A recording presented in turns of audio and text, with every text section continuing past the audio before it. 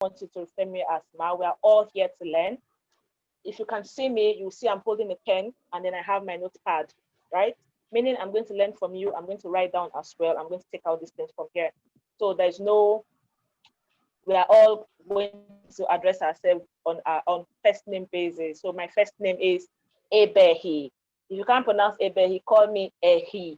No yes, ma, please. Just yes, Ebehi. Thank you. Ebehi, Ehi, or Ihebe, right? That's my name pronounced from the back, right? Okay. Nice to meet you all. I hope you can still hear me. Please don't forget to let me know if you can no longer hear me. Just put on the chat box. I will make sure I figure out the best way to go about this. So I would like someone to share with me. I heard I will talk about, oh, you can't see me. That should be my connection. Oops, my video is on. But can you hear me? Clearly, ma. Can you hear me at all? Can someone hear me? Please, can you put on the chat box if you can hear me? Yes, we can. Okay. We can hear you loud and clear. My video is on. Not to worry. When the connection gets better, you see my face, right? All right. Thank you so much. So I was talking about a big book review that you guys just did. I would like someone to come off mute and tell me. Okay, awesome. Okay, I would like someone to come off mute and then quickly summarize what this book that you're reviewing is about. I would like to learn from that, just in 2 minutes. Anyone to come off or what the review is about. If no one volunteers, trust me, I will call someone out. You know, I don't know you very well, right? I'll just call anyone randomly. So can anyone do that for us quickly? Just a summary of what your book review is about.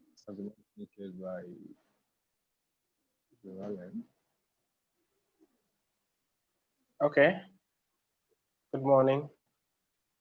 Anyone? Good morning, ma. I don't think she can hear me.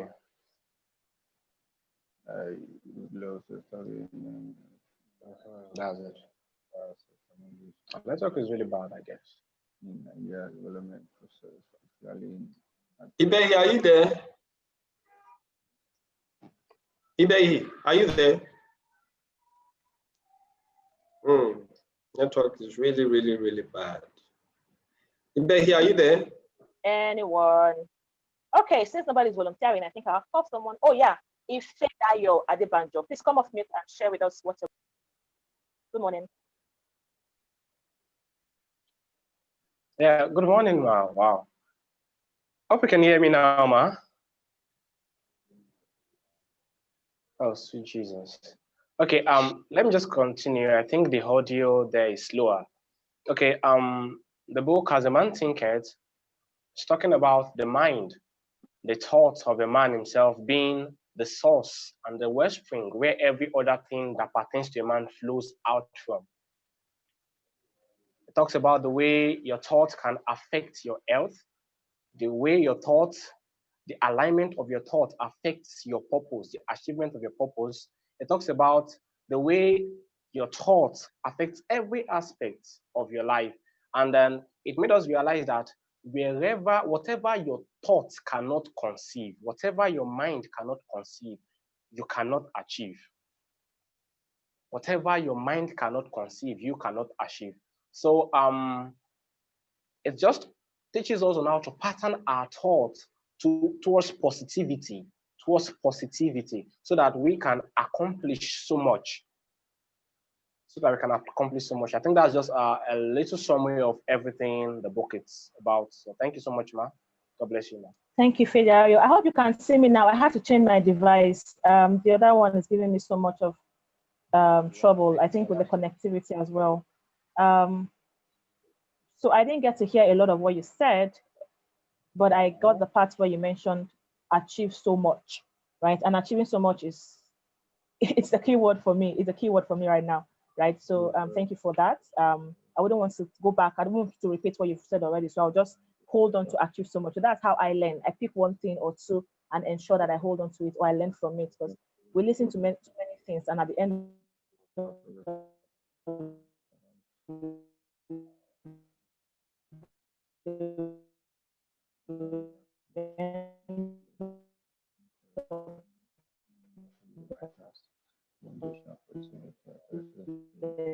Yes.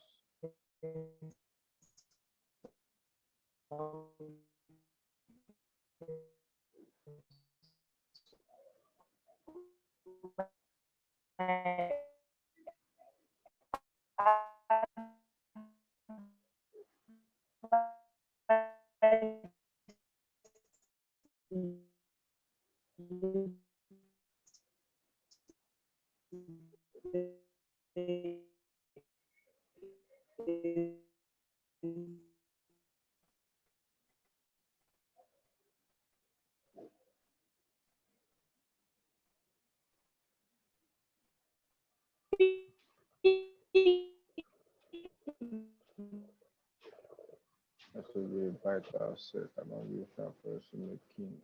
Among you shall pursue Can you hear her? Then yes, Not at all, sir. Yeah, I noticed that too. Can anyone hear me? That's come up now. Ibehi. Oh, Ibehi. yes, can you hear me? Yeah, we can hear you, but for the past few minutes, we are not hearing you at all. Yes, I got disconnected. I'm switching devices. I'm so sorry. My connection today is great, right? It's actually great. Okay, can you hear me now? If you can hear me, please put a loud thumb and up. clear. Yeah. Awesome. So I was saying that I would like for someone to share with me what your house rules are, so that I can, obey your rules and not flaunt them, and also hold you accountable when you flaunt your rules as well.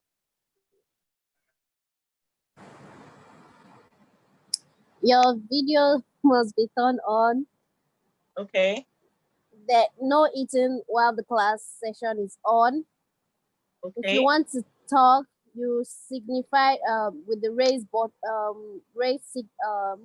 Then you're being called upon to unmute your mic.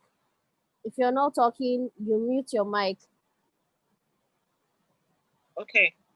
Thank you. All right. Thank you so much. Thank you so much for that. Please, I would like to add one or two house rules, just my house rules. Yeah. Another one that I'm adding to it is, please, no question is irrelevant or stupid, right? So no question at all. Please go ahead and ask the question. Put it in the chat box in your hand, like she said, but no question is stupid. Let's not look at or discourage them from asking questions, right? Okay. Hope you can still hear me. I'm going to be asking a lot of this. Can you hear me today because of my connections? Okay, so yes, spent 16 minutes trying to keep my connection up.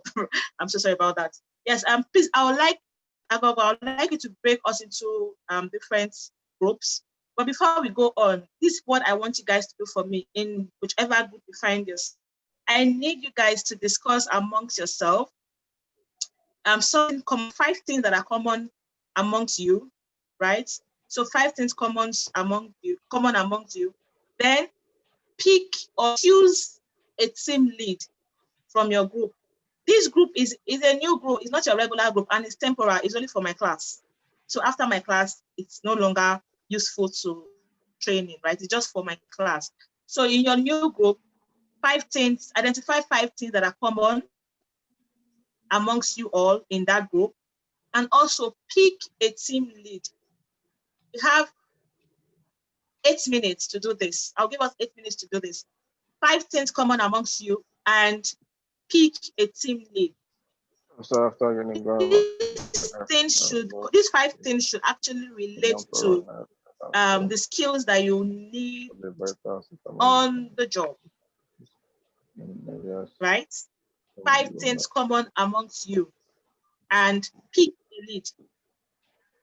You all get that?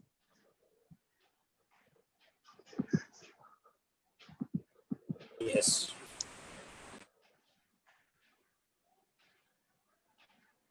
Yes. Is someone saying something?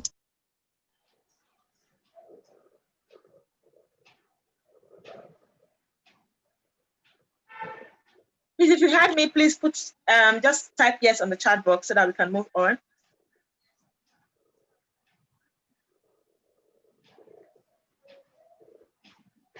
Oh.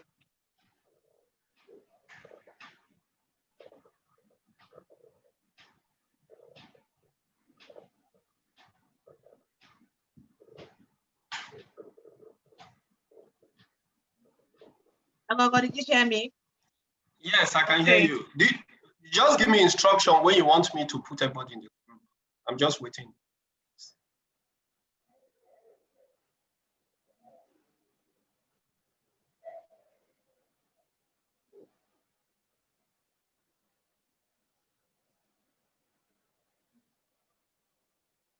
Just let me know when you want me to put everybody in the group.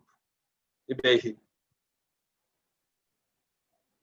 So I'm waiting for your instruction. Can you hear me, Ibehi? No. Hello, Ibehi, can you hear me?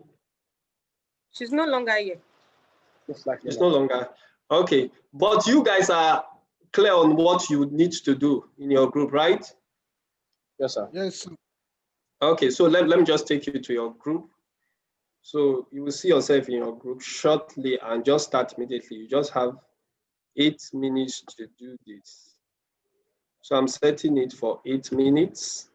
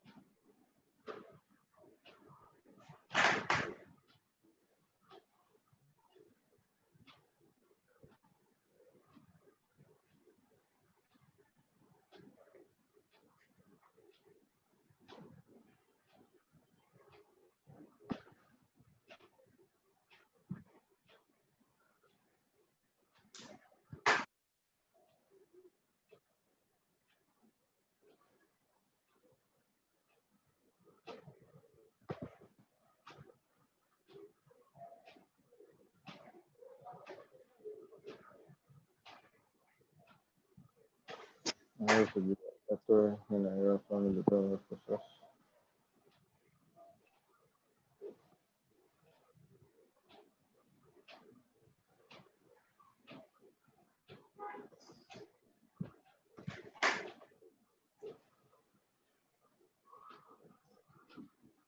So are we just queries?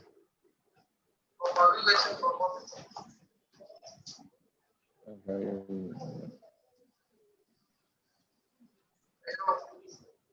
That's really like, I mean, I want to be better as a yeah, so,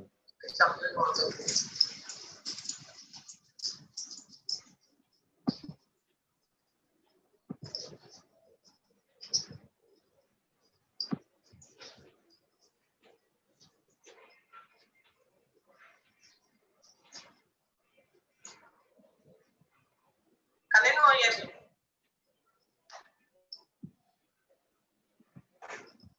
Hello, Kayode. yes. Are you not in your room yet? Can anyone hear me?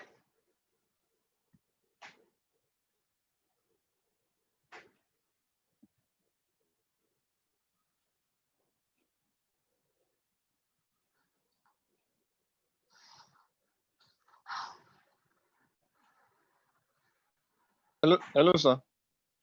Are you not in your room yet? Yes, I was directed back to the main room. You are directed to the main room again. This is from your network.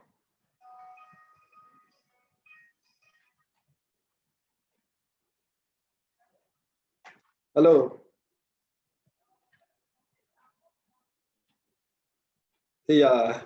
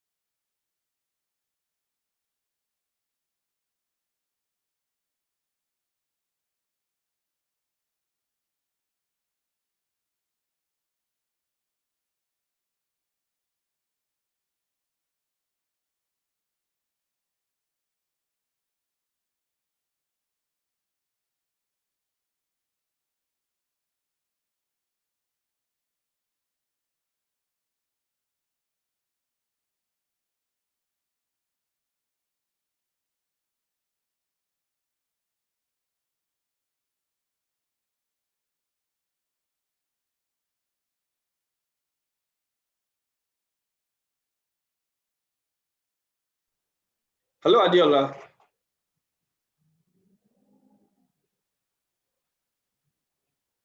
Adiola, can you hear me?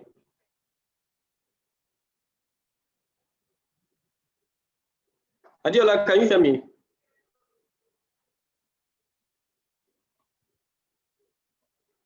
Adiola, can you hear me? There you can hear me. If you can hear me, you can speak up, please. Yes, I can hear you. Okay. Can you hear me, Agogo? I can hear you very loud and clear. Very loud. And your video is very good Okay. now. Okay. I just hope and pray that it stays this way. Your video is very cool. Yeah. Okay, let's see how far we can go with it. Yeah, so I'm making you a co-host. Okay, I've seen that. I just saw it now. So meaning you can hop from one listen to the other. Yeah. If you choose to, just to see what they're doing. No wahala. I'll wait for them.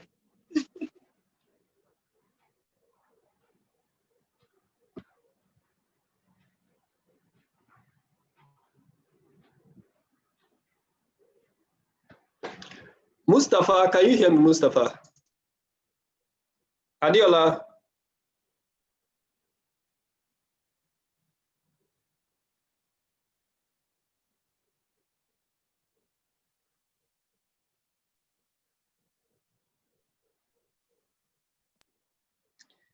So they just have 1 minute to go. I timed it 8 minutes based on the instruction you gave.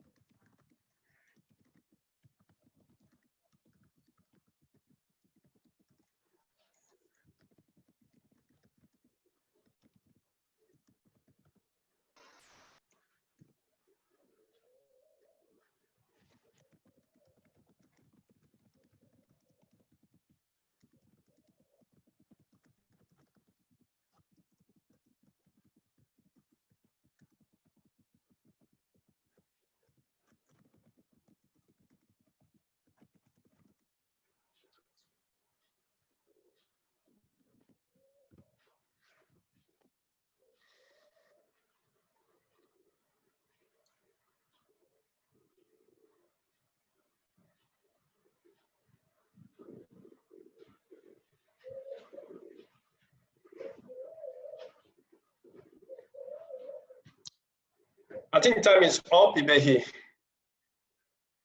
So I'm closing the group.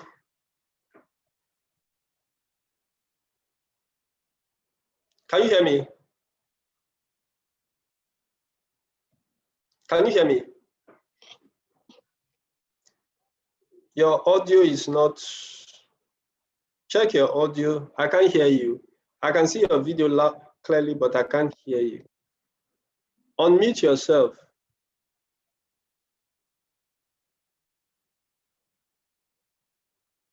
Sorry. Can you hear me now? Yeah, I can hear you loud and clear. So the time is up for them. I've done that already. Can you hear me now? Yeah, loud and clear. Hello, can anyone hear me? Yes, ma'am. Yes, we can. Yes, we can. That sounds familiar.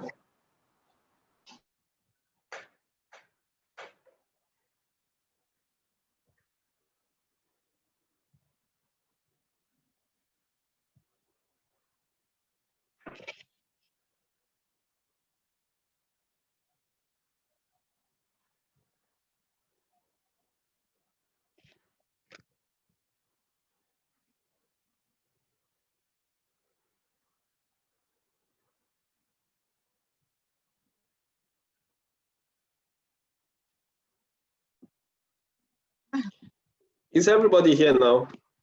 Hope we have everybody here. I'm not sure we have everybody here. We just have 20 people here.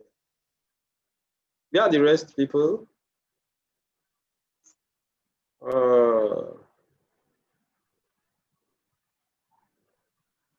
We only have 20 people. Yes. Okay, they are here now. Oh, beautiful. Okay, they are coming now. Okay. Well, Behi, you can hear me, right?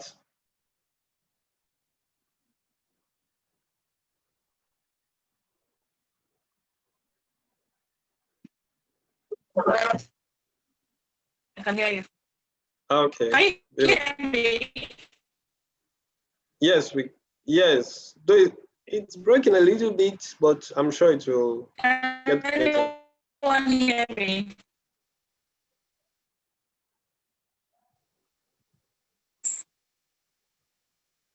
I need us to hear me. Okay. Can hear you. Loud and clear. Can hear You you. can hear me. Put on the type on the chat box. Yes. Is this better? Can you still hear me now? Yeah, we can hear you. Okay. Okay.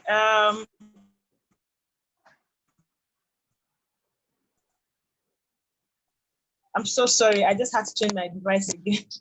Breakout room. I will take some of, right? I know we have about 8 groups, but we'll be hearing from about, or maybe that will work. That's true. Yeah. I'll try that the next time it tries to go off. But let's see how it works now. I think my network is a little bit steady. Right? Okay, thank you.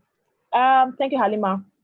So I'll be taking some of your presentation. You'll be telling us, one of you from each group would represent the group and tell us those 5 commonalities and also who your team lead is. Then I will now ask the next question, right?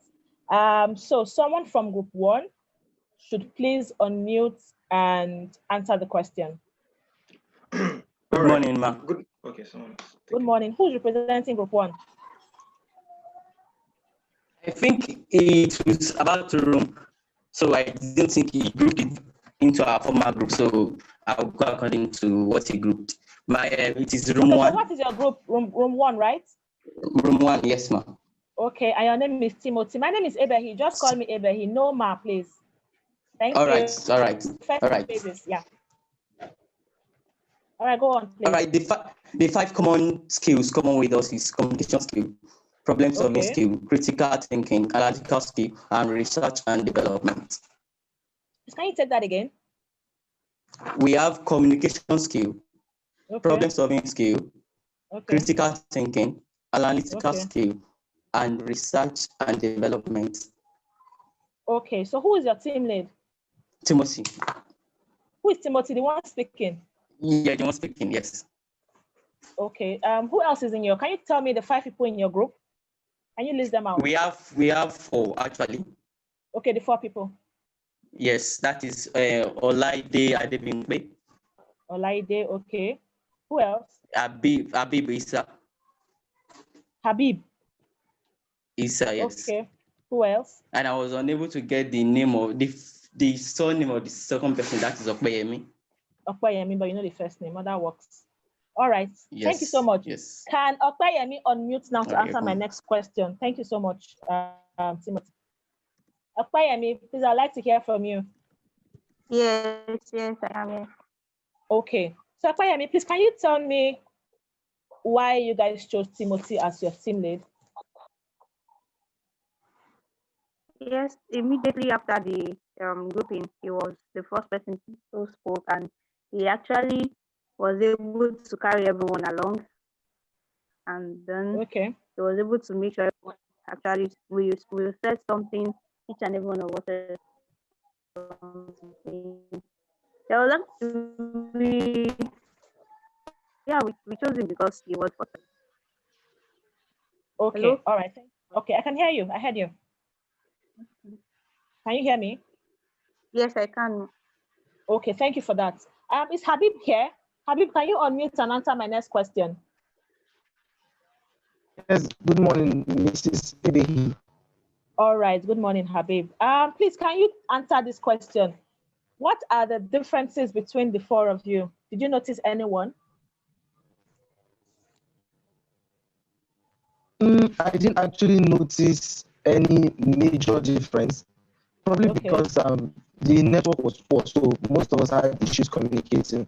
So we were able to come up with the things we had in common, which we deliberated on. Okay, how many of you agreed for Timothy to be the lead from the beginning, from the onset? Did you all agree once, or was there any disagreement at all? Yes, we all agreed. We all agreed to his leadership. For the same reasons, right? Okay, thank you so much, room 1. Room 3. Okay, room 3. Room 3. Please, can someone come off mute to represent the group? Hi, good morning, Mrs. Ray. Good morning.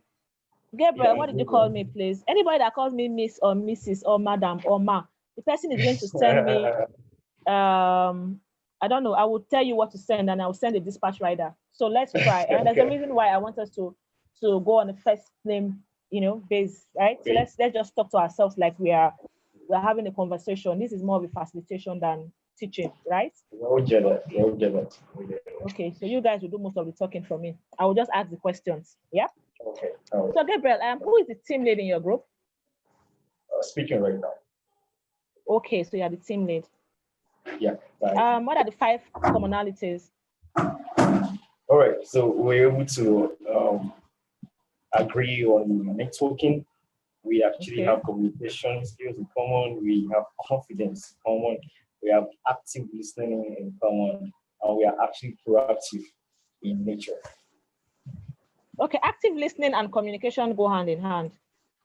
So I need one more. Okay, you need one more. Yes.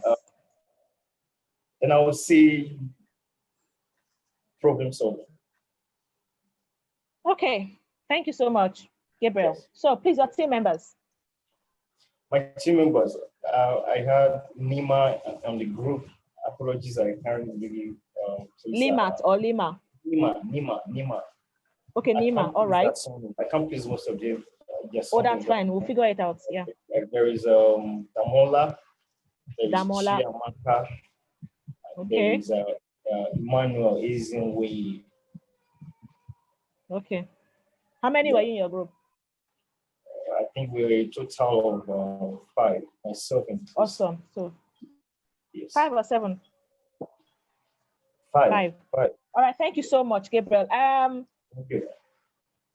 Emmanuel, please, can you come off mute to answer the next set of questions?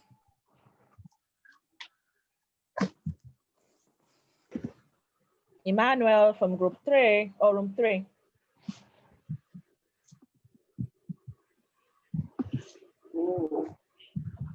Emmanuel, are you with us?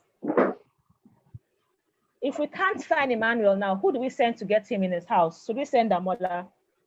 Damola, if you can hear us, can you come off mute to respond to my questions? Yeah. Damola of room 3.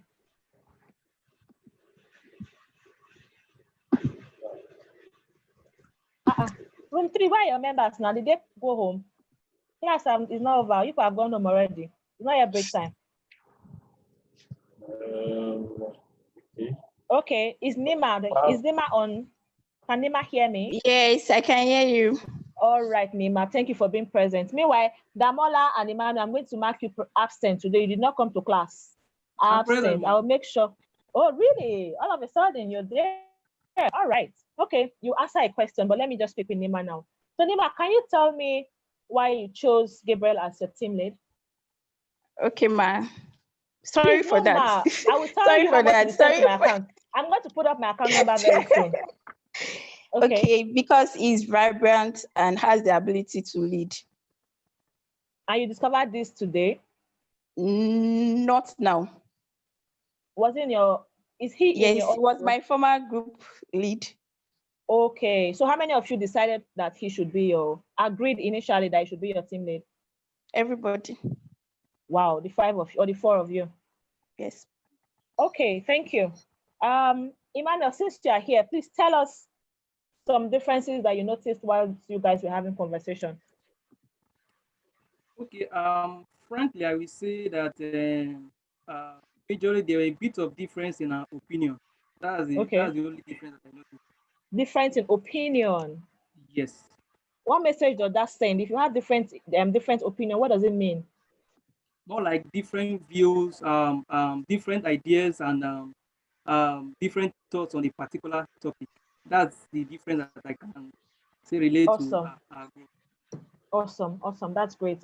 So the last group I'll be calling for now, don't worry, all groups, you have different things you do for us today. We are going to be very, very active. So the last group I'll be calling now is group 5. Room 5. Please, can someone come off mute?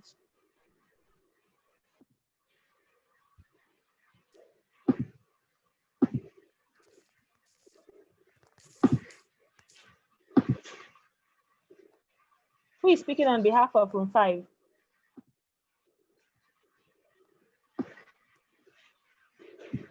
Room 5. Oh, let's move to room 6. Cut time. Room 6, please.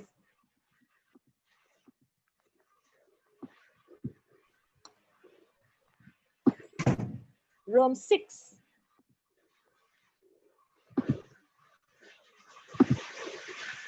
Can anyone hear me? Can you still hear me? Yeah, good morning, ma. Room 6. Good morning, ma. Okay. Okay, room 6. All right. Oh, okay, room 5 then. Room 5, are you here? Yes, ma. Good morning, ma. It took you forever to speak up. Oh. Okay, so No, Collins, sorry. please talk to us. Yes. Okay. I'm not actually the lead, but according to what we deliberated, we are actually visionarians. We are, how will I put it? We are detail oriented. Okay. We are people that we have interpersonal skills. We have good communication skills, and I think we are visionarians. I'll use that word. Yeah, what? Like visionarians, man. Can you expatiate on that? Okay, we are men of vision, like men who, okay, how will I put it? Men with drive, who will do anything, how will I put it? Driving passionately to achieve a greater future. That's all. Okay, you're driven. Okay. Yes, ma'am. I have 4, so the remaining 1, detail-oriented, interpersonal skills, communication, and driven. So what's the last one? Okay, focused and driven is almost similar. All right, I'll take that. So Collins, how many were you in your group? Yes, ma'am. How many were you in your group? Okay, we're actually 5. We're actually 5, ma'am. And who is your team lead? What's the team lead's name? Damilare Babalola. Okay. Who else is in your group? Can you hear me, ma'am? Yes, I can hear you loud and clear. Emeka. Okay, there is Emeka. Iwua something. Emeka. Oh, yeah, you've tried. Yes, Emeka, please, can you come off mute and okay, answer the next question? Thank you so much. Emeka of room 5. Please come off mute, come off mute. Emeka, are you with us?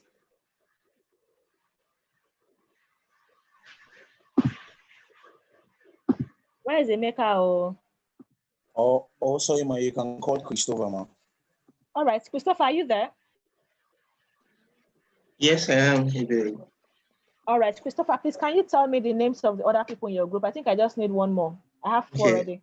We had Damilare, Babalola, Collins, Richard, then Emeka. How many were in your group? We have 5. So one more, remaining one person. And Gladys. I think Gladys was there to monitor. Oh, is Gladys part of your group or just there to monitor? Maybe she was there to monitor. Oh, okay, so she's not part of the group then. Yeah, okay, so we're I'll 4. strike that out. Awesome, so you have 4. Okay, is there something you noticed, some differences you noticed while you guys were having a conversation? Maybe differences in opinion, because we had some who would talk about some personality that weren't common to the other members of the group. Okay. So did all of you agree for Damilare Babalola to be your team lead? Yes, from we the did. onset, just from the start. Why? What are those things you saw in him or her? Okay, because he was able to take initiative and put the group in order, like having to tell others, okay, let's hear from this other person. And he was good at coordinating. So he led the conversation. Yes, he did. Okay, thank you so much, guys. Thank you for responding to my question. So now let our class begin, right?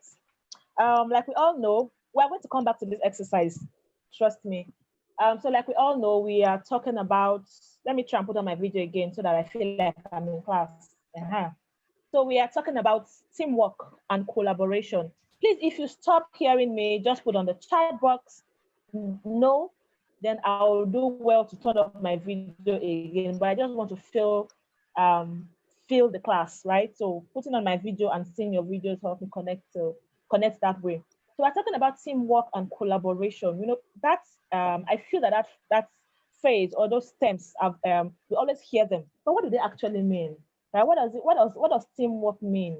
We all have families, right? We all came out of a family, and if I am correct, teamwork started from being a part of or a member of a family. So what exactly is teamwork in a workplace, right? And also, what is collaboration, right? But before you define that for me, because like I said, I'm going to be asking the questions, leading the conversation, but you're going to be responding to all of the questions, right? I'll respond to some, maybe. Now, what are the objectives for this class? What do we want to learn? What are the 1, 2, 3 things that somebody will want to take out of this class? So now, before I share our objective, that's EBEHI and Knowledge Exchange Center objective, I would like to hear from 3 people what they would like to take or benefit from this class. The 3 things, the one thing that they would like to learn at the end of the day that they would have taken out of this class to improve on their teamwork and collaboration. If you are ready with your answers, please put up your hand. I'll call you out. But if you are not, I'll just go straight to calling out some people to respond to that. Right? Are we together? I'm going to call out 3 people, but if you have responses, you can put it on the chat box as well. But the 3 people I call will have to speak to us, then the others can just put on the chat box what they expect from this class. So that in case we are on a different track, right, we can quickly come back to your track because you are the one that really needs to get something out of this class. Mainly me, I'm just minor. I want to learn, but I'm not the main focus, right? So yeah, so who's going first? Ogenetega. Ogenetega, please, what's your expectation from this class? Good morning, Ibehi. Good morning, Ogene. Good morning, every other person. Yes, I would want to know, okay, fine, we'll talk about teamwork and collaboration. We all know what that is for. What are the necessary things that you look out for to say, okay, yes, this guy is really a team member, or yes, is collaborating with one another? Like, what are the, like when you say, okay, I want to work with this team, what are the criteria or characteristics one is supposed to display? And yeah, I think that's just one of the things I want to have a better understanding on. Thank you. Okay, if I understand you correctly, please correct me if I'm wrong. You want to know those attributes. You want to know the attributes of a team member. So the things to look out for that makes this person or a member of your team, or make you feel like this person is actually a member of your team. The attribute, right? Yes, Yes to or show no? that, okay, yes, this person is actually collaborating and he's a good Okay. team member and is part of the team, putting that work in the team or the team Okay. in the work. All right, that works too. All right, thank you so much. Who else? Who's next? Who's next? Okay. If nobody's gonna come off mute or raise their hand, then it's time for me to call someone. I haven't heard their voice. Grace James. I like your name. So please, Grace James, tell me what you would like to take out of this class today. Good morning, Ma. Good morning, Ma, as well, or good morning, sir.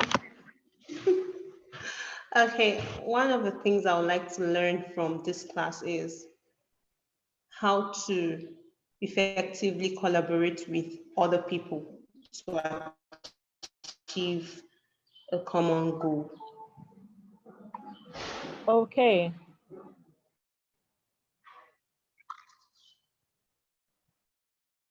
All right, one more person. So you want to know how to collaborate to achieve a common goal, right? You just define teamwork for us. All right, so one more person. All right, good morning, Bay. Who's speaking now? This is Oluwafemi Dukoye.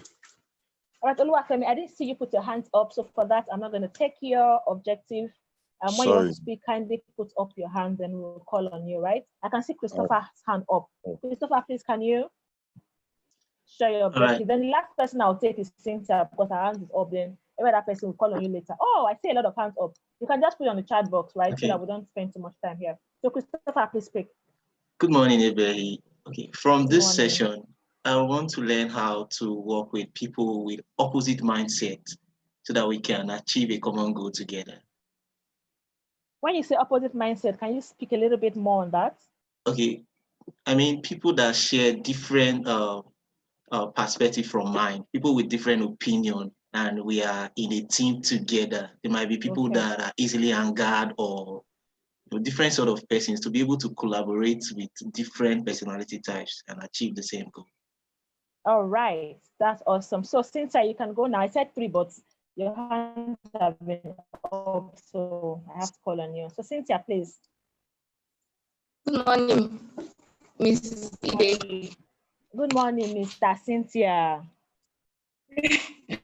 Okay, from this session, I would love to learn how to work with people effectively in a team. How to work with people, what? I didn't get that. I would love to learn how to work with people effectively when we are in a team. All right. Yes. Thank you. So if you have more objective or expectation, please just put on the chat box, right? I'll look through them and hopefully it's part of what we'll be discussing. Now, we have a couple of objectives here, right? But I would like to also just summarize it to some, simple things. So, Agogo, please, I will need you to help me display the slides now.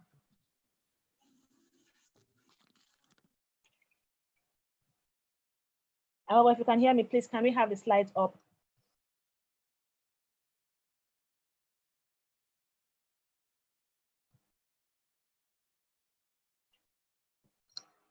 Agogo, are you there?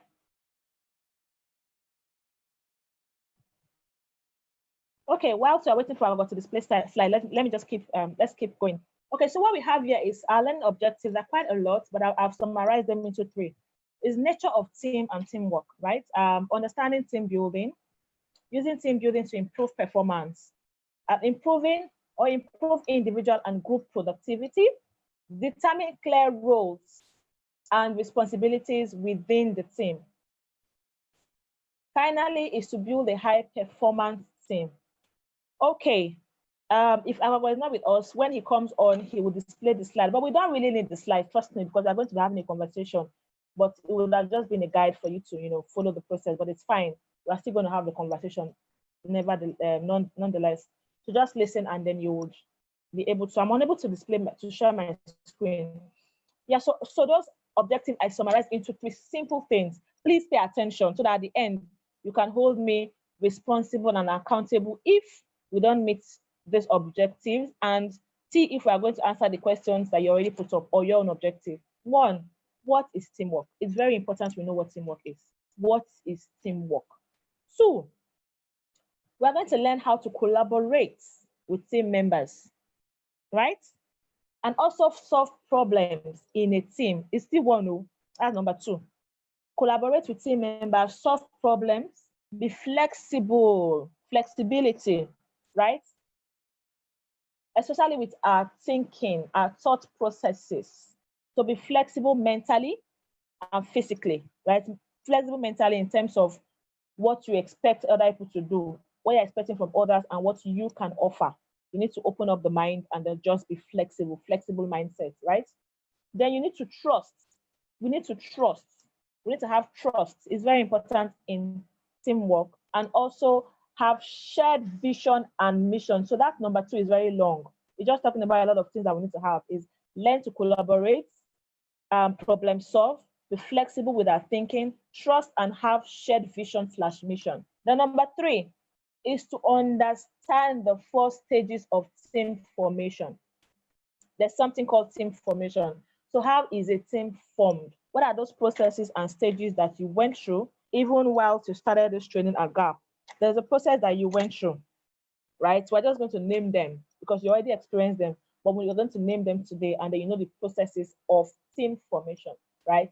So now, who can quickly define for us what teamwork really is? What do you understand teamwork to be? Please, no dictionary meaning, just what you understand. We can start by defining what a team is, right? Who is a team, or what is a team? Then we can now get to the teamwork definition. So can someone, just 2 people, unmute and quickly define for us who a team is or what a team means? If you have other ideas, please share on the chat box, but I need someone to come off mute now. You don't have to raise up your hand. The first person to come off mute speaks. Okay, good morning, Hebei. Okay, good morning. Yeah, I think a team can simply be defined as a group of individuals, and individuals brought together to achieve a common goal. That is, they are to work together to perform a specific task to achieve a common goal. So that's what a team is. Yeah. Awesome. That's correct. Yeah. So teamwork is simply a combined effort of these individuals, combined efforts, their respective actions. Okay. All right. Thank you so much, Ezekiel. I need one other opinion or one other idea. Who else wants to go? Who is a team? Good morning, Ebei. Good morning. Good morning. Good morning. Okay. A team is a collection of interdependent individuals, okay, with the aim of achieving a common purpose. Simple. A team is what? A connection. It's a collection of interdependent, individuals who are organized to achieve a common purpose. Okay, can you throw more light on what you mean by interdependent? Okay, a team is different from a group. You see, a group, you can be in a group and there's self-dependence, but in a team, there is a need for interdependence. Well, yeah, what does that mean? What does it mean to be interdependent? I want you to break it down. That is, you are not not a one-man work, like working together, moving together, being in alignment, depending on each other. Exactly. Okay. All right. Sorry, I always like people to break down things, to the barest minimum, so that we are all on the same page, right? And not assuming we know, right? But in some cases, we don't know. So I like to know. Thank you so much for that. So yes, we are both correct. And then I can see on the chat group, some people are defining team. A team is a collaborative effort of a group, depending on the strength of the group, interdependence. I don't know what that means. Okay, a team is 2 or more persons working together to meet a set objective. Of course, That's what I wanted someone to add to it, a set objective. So you're all correct, you all have an idea. Right? So I will go by our definition here, which is a team is a small group of people, right, with complementary skills. Underline the word complementary. Okay, I think I was back now. Complementary skills who work actively together to achieve a common purpose for which they hold themselves collectively accountable. Can we see our screen? I can't see the screen yet. Casey, I saw you were trying to share the slide, but I can't see it yet. Okay, so that's what a team is, right? So it's a group of people working together with different skill sets, with complementary skill sets, with same skill sets, but also with different skill sets at some point, right? So they work actively together to achieve a common goal. Please, that's what you want to underline, a common goal. That's the focus, a common goal, right? For the purpose of what? Achieving a common goal. That's why they work together, because there's a set goal, there's a mission, there's a vision. So they work together to achieve that goal. Remember, they will have varying skill sets. It doesn't have to be the same, but they can also have the same skill sets, right? Yes, please, I need the slides now. If you can display the page, slide 3, that's page 3. That's where we are now. Who is the team, right? So, and at the end, you have to hold yourself accountable. That's one thing that's always missing, accountable, holding ourselves accountable. Now, if this is what we say a team means, then why do we need a team? Why do we need a team? Can someone just explain to me or share with us why they think we need a team? Why is it important to have a team?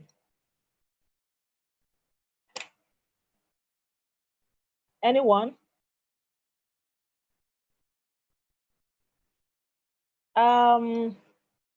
Babatakwe, please, can you share with us the importance of a team? Something I would also not do is, if I keep seeing your name, if you've responded to questions, because I have over 30 people here, I would try to avoid you so that some other person can speak, because I would like to hear everybody's voice, right? So bear with me if I don't call you, because I know I've seen that name before. I want to give other people opportunity to speak. If you don't raise your hand, I will call you out. Trust me, right? Okay, so Babatakwe Samuel, are you with us? If you are with us, please share with us what you think the purpose, I'm with you, is for. All right. So what is the purpose for a team? Why do we need a team? Yeah, just as you've highlighted in your explanation, you said a team is needed in order to achieve a common goal. So I think that's the basic reason why we need a team. I mean, let's take, for example, a football. In a football game, there is always a team. And then they work together in order to have a goal. Like this, they actually play together against the opponent in order to have a goal. So I think that's the basic reason why we need a team. Okay, thank you so much. Gabriel, you can quickly add some more information if you have any other things, anything to add to what you do. Thank you, Ibe. All right, I actually think the answer to your question is embedded in the definition of a team which you have just given. And it is with complementary skills. They have skills that complement one another. Where this one is lacking, this other one can bring and complement this other one. Where C is lacking, D can come in and complement for C, then like that or like that. So to achieve a common goal, you need to bring a pool of skill resource together to achieve that. And that's the major reason for bringing a team, because a goal would require quite a number or an array of skills. And a person cannot have all those skills. Even if they have it, they will be very, very good at one particular one. So person have have it. Thank you. Awesome. So yeah, you guys pretty much defined or shared what the purposes are. You're very on point, right? So it's for the sake of exchanging the skills that we have, bringing our strengths on board, right? Our different strengths at different points in time. So that is one reason. Another reason is also when you have a large task, right? You have a big job to be done, and it's not going to be easy for two people to do it or one person. Then you need to have a team, set up a team to achieve that purpose. So yes, you're absolutely correct. So please, moving on to the last slide. the next slide, please. Combination forms teams to accomplish tasks that are too large, right? Or complex. And then they also do this for effectiveness as well. You know, requiring different skill sets to get the job done. So that's basically what it is. That's what this long grammar is all about. It's just what you guys have discussed, have explained, right? It's just for bringing together different skill sets and also the ability for you to take on big tasks and get it done within a particular time, right? To achieve the organization's purpose. Okay, so thank you. So for this next question, everybody's going to type on the chat box, but don't send it until I say send, right? So we are all going to answer this question and then send it when I say send. So we understand what a team is and then why the purpose for a team. Now we are going to put them together. What is teamwork? If we know what team means and then the purpose for this team, then what is teamwork? I need everybody to type in the next 20 seconds. And then when I say send, everybody send at the same time what they understand teamwork to mean. So what is teamwork? Please type. I'm counting.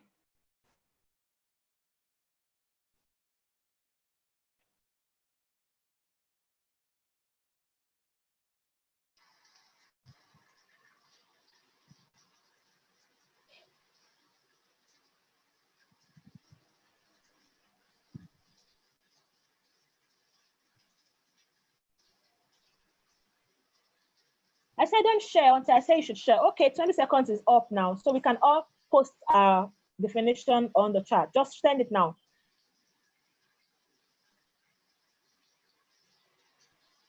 Okay. Combined action of a group, especially when effective and efficient. Okay. Teamwork are tasks done together by team members. Okay. Teamwork is a concerted effort to a group of persons over a given task.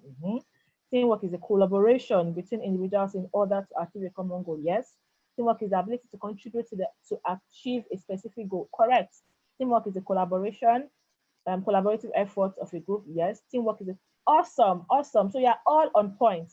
Group of people with complementary or varying sets of skills. So you see how simple it is. You are able to explain what teamwork is. Teamwork simply means increased, what's that? Let me see.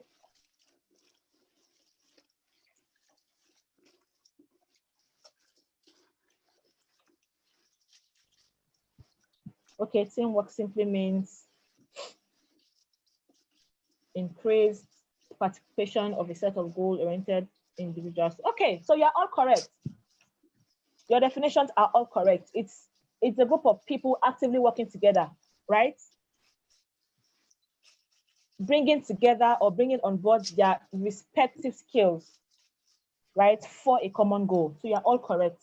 It's a group of people working together, coming together to work actively to achieve a common goal by bringing on board their different skill sets, right? So that's what teamwork means. Teamwork is actually collaboration, coming together, bring this, bring that, put it together, and then we achieve our goal, right? So teamwork can simply be defined as, collaborating, So teamwork is bringing your skill sets together to achieve that common goal. Please move on to the next slide.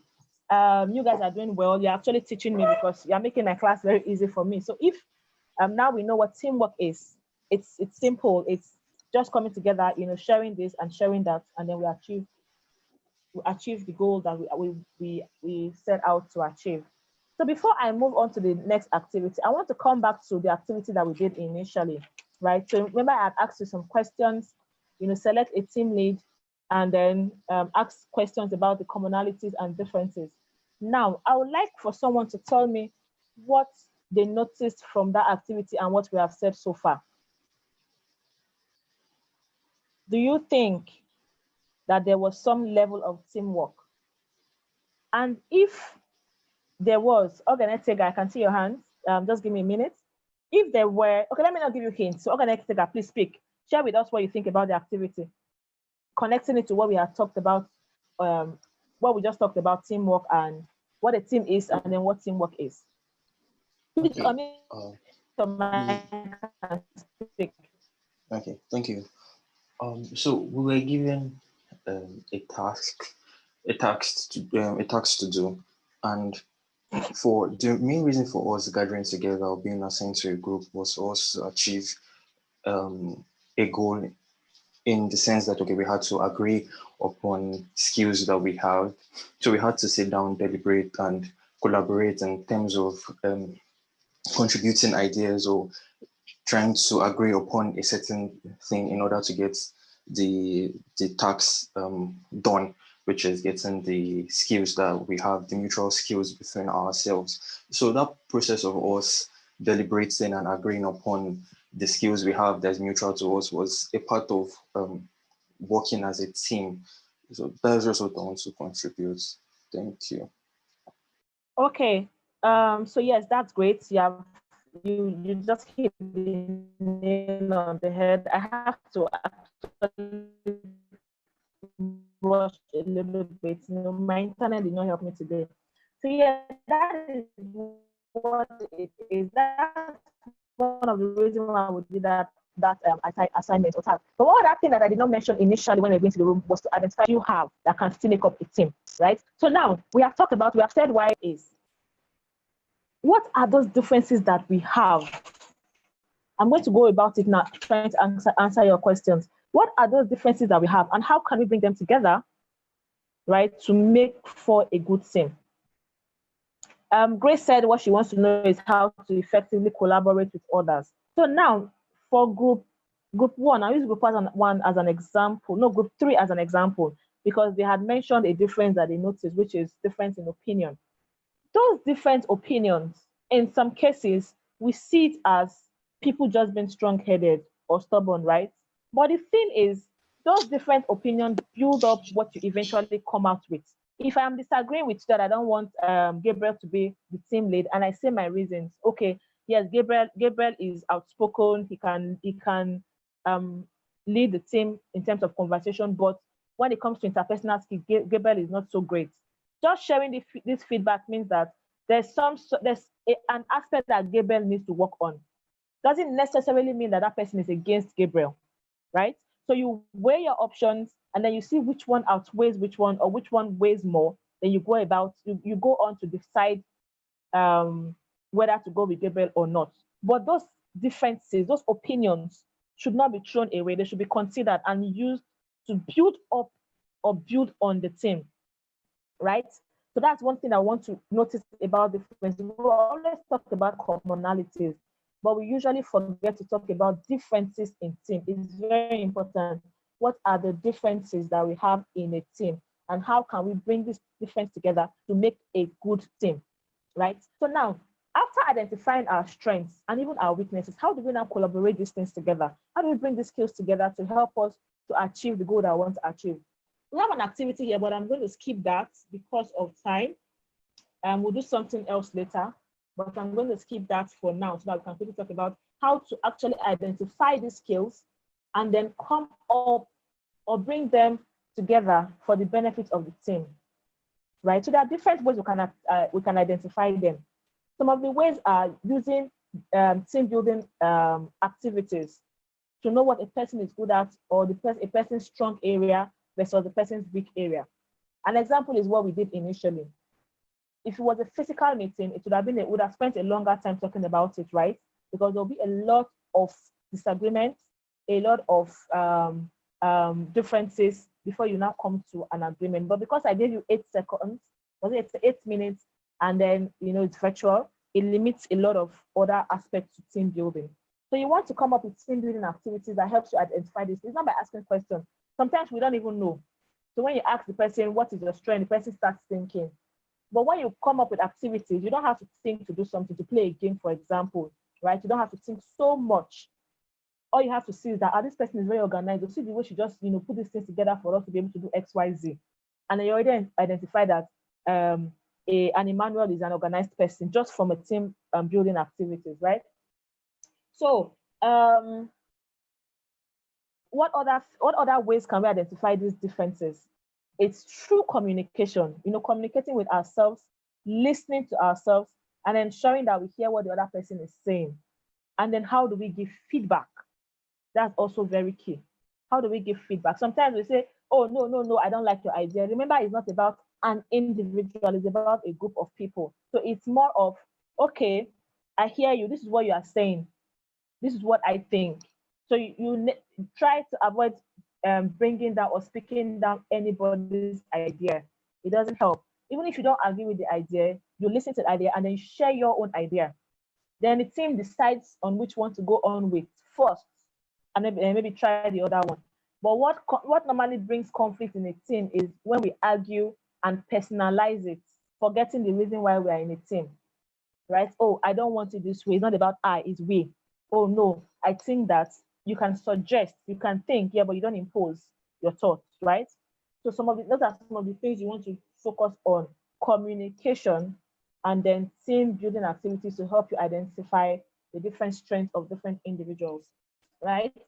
So how can we use team building activity or team building to improve performance, right? So how can we do this? Or what should we not do when there's a team, when we have some work to do? There are some behaviors that we should avoid in a team. Some behaviors that should be avoided in a team. That's moving on to slide 8. Don't be aggressive.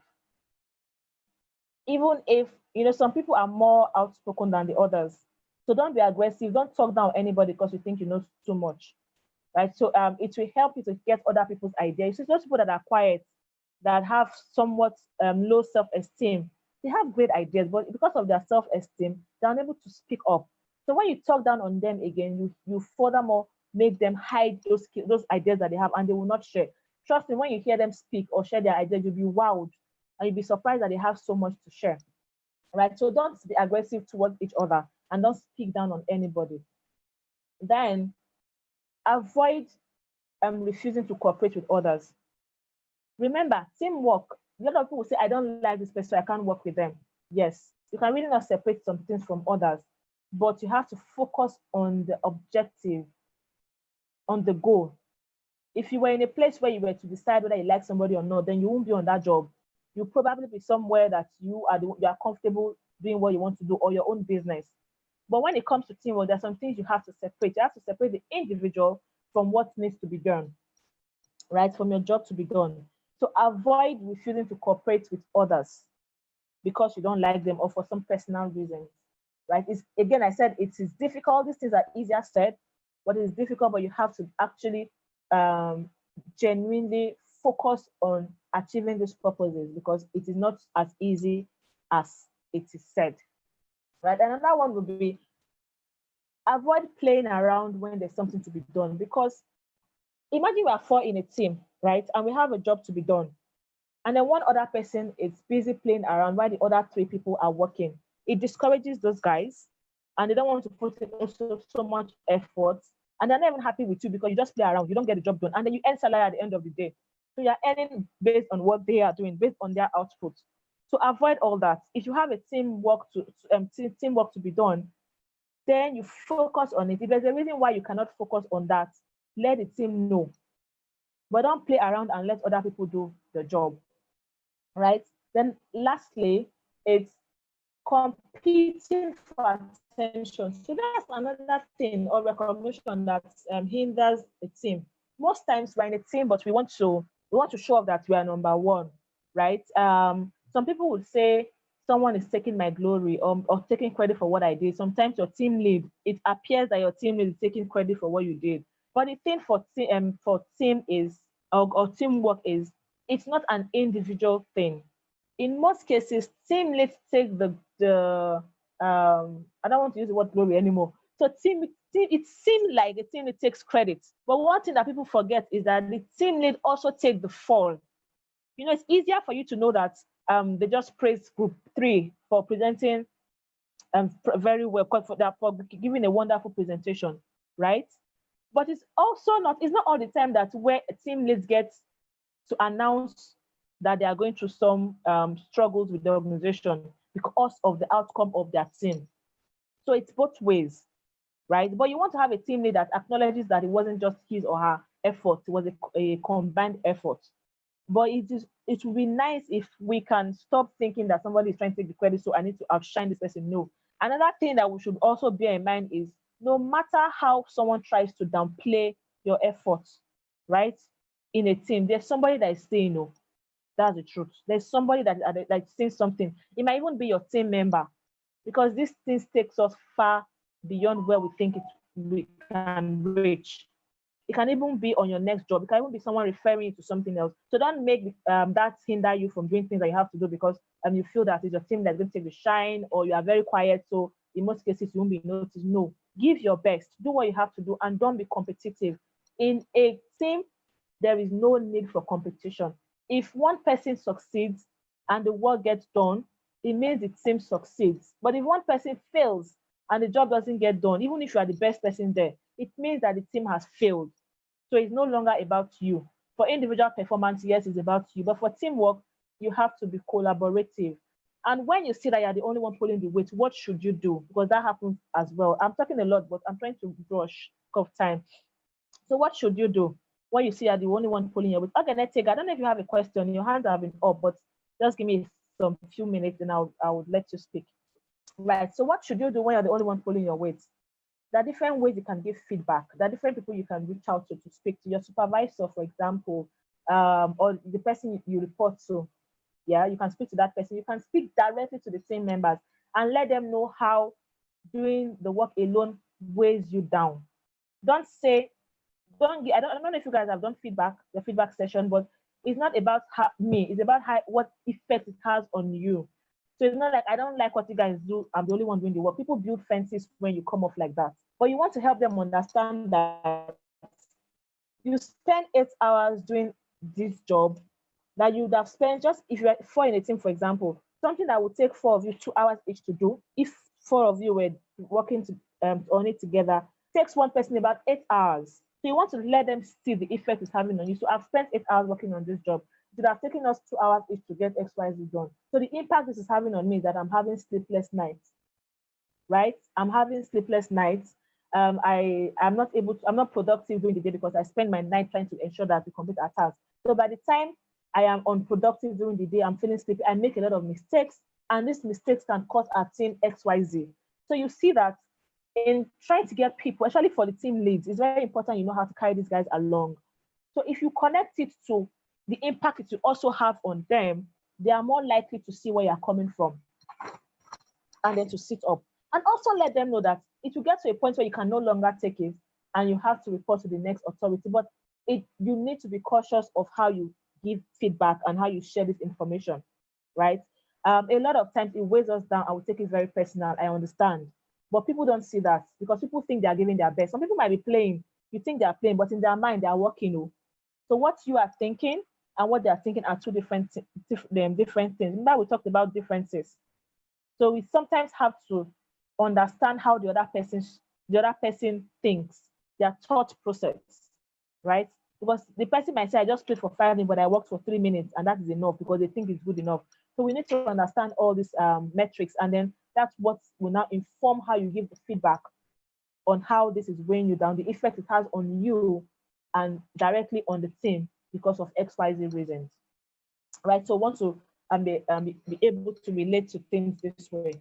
We also have conflicts when there's an uncertainty in team roles, right? So as a lead, again, and this is very important, as a leader, you want to be able to outline roles to different people, responsibilities to the member of your team, right? So that one person is not weighed down. I just spoke about what you can do when you're weighed down in a team, but now for the team leader or the team lead, there are some things that you should have taken care of. Ensure that everybody know what they ought to be doing or what they're supposed to be doing at every given point in time and will be held accountable for that, right? So it's good to actually specify different roles. I'll give you a short example. There was a time that I had challenge on the job with a colleague, right? So it was just some sort of miscommunication and then not identify our different roles. One person thought that because she's in charge, the other person should not do XYZ, right? Another person thought, oh, because you asked me to do XYZ, then I should complete the task this way and get it done the best way. But there was some sort of miscommunication. Eventually, when we decided to talk about it, I realized that it was just a personality difference or a work style difference. On one hand, I don't mind doing the job from behind, from the back, without being seen, right? As long as it gets done and the team is okay. The other person likes being seen. So you see the differences. The other person likes being seen. So if you have to send a mail, since she's in charge or he's in charge, ensure that it's his name that is there. So put the person's signature, not yours. Only when it's going from a general email out to a personal one. But I didn't mind, but I didn't even know. So until we communicated and then outlined different roles to ourselves, we're just hitting our head, we're just butting heads, thinking that this person is trying to outshine me or this person is not understanding me. All we had to do was communicate and then outline our roles. And then that was the end of our struggles. We were struggling and it was affecting the job, right? So you want to be able to communicate this to each other and then to your team members as a lead. Then when too much is expected of a team member and there's role overload, it weighs that person down and then the person is not very productive, right? When a team member is unable to meet expectation, what are those things that you should do? Manage expectation, right? If you're unable to meet expectation, you'll be given a task, then manage expectation. Let others know why you've not done what you're supposed to do or why you cannot do it at a given point in time, right? It's very important that you meet your team's expectation, not individual expectation, but your team's expectation. But if you can't, please don't forget to manage your team members' expectations immediately. Almost immediately, you find out you cannot deliver at a particular time. You don't need to wait till the end of the time frame given for you to reach out to them. Ensure that you do that before you even get to that point. So I'll be moving on to formation of a team. On our slide is understanding team cohesiveness, right? So there are 4 stages for teamwork or for forming a team.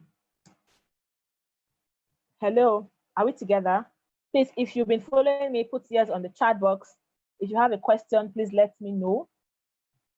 If not, do we know what those 4 stages are? If anybody knows what the 4 stages of teamwork formation is, then please come off mute or raise up your hand so we can quickly share with ourselves and move on.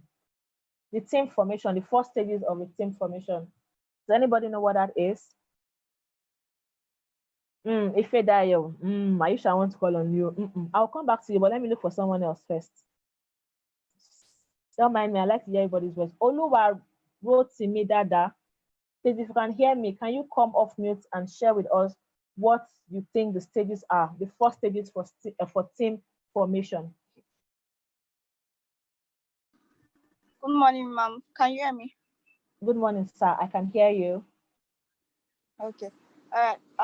For team formation, I think the first thing is to understand each other's strengths and weaknesses. Okay. So that way it will make us better understand each other. So for instance, you can use like the personality test, ask questions about that. Okay, so what is your unique selling point? What can you do better? So that way we can make up for each other's weaknesses and leverage on each other's strength. Okay. Thank you. All right, thank you so much. Thank you for that. Who else wants to share with us what they think, or if they have an idea what the 4 team formation stages are? Oluwatosin Osinaya. I'm sorry, I hope I'm not murdering your names. Oluwatosin, please, can you come off mute and share with us what you think the 4 stages are? Okay. Can you hear me, ma? Yes, I can hear you, sir. Or ma. Yes. I can hear you, ma. So someone said personality trait. I also feel a disposal to the work also can be used. So checking someone's behaviors or behavioral traits can be a key element of forming a group. So that's one thing. All right, thank you so much. Ejiro Adu, please share with us what you think.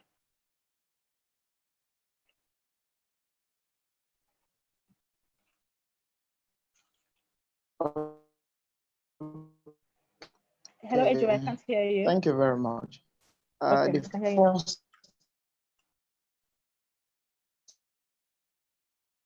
Please go on. Ejiro, you are breaking off. I can hardly hear you. I don't know if it's just me. The one I know. Hello? Hello? Hello? Yeah, can you hear me, ma? Yes, I can hear you now, but I couldn't hear you initially. Okay, the first stage is, I'll just list them out. The first stage is when the team is being formed. That's called forming. The other stage is when, in the process of forming, there might be challenges within the team, and I call that storming. And after the challenges are being resolved, they go to a part when the team start normalizing. And after they've normalized to a point, they start performing. So they are forming, storming, norming, and performing. Thank you, ma. Awesome, ma. Ejiro, my name is Ede. Thank you so much for that. Thank Hamid, you. do you have anything to add? Hamid Mushin. Yeah, good morning. Thank you. Good morning. Good morning. Hamid. Okay, so in my own opinion, I would say that the first stage in team formation is to identify what the goal is. So it's only when we are able to set our goal and the objectives, that is when we know what resources are we to pull together. So when we identify the goal first, and then so we now look out for those people, or what are the resources we need in order to achieve that goal, be it human resources or material resources. So for human resources now, we now look at the individuals we have at our disposal, or the strengths that would make up, that we look for in those individuals in order to achieve the set goals. I think that is what I have from here. Thank you. All right, thank you so much, guys. You are all correct, right? Amid has started from even identifying the goal. That's the organizational goal, or the job to be done goal, or whatever I see that project is about. You need to already have a goal for it, right? Then selecting the people. So the formation starts after you have selected the people. And I think Adu got the 4 formation right? He actually used the terms that that helps us to understand or to remember what this formation is about.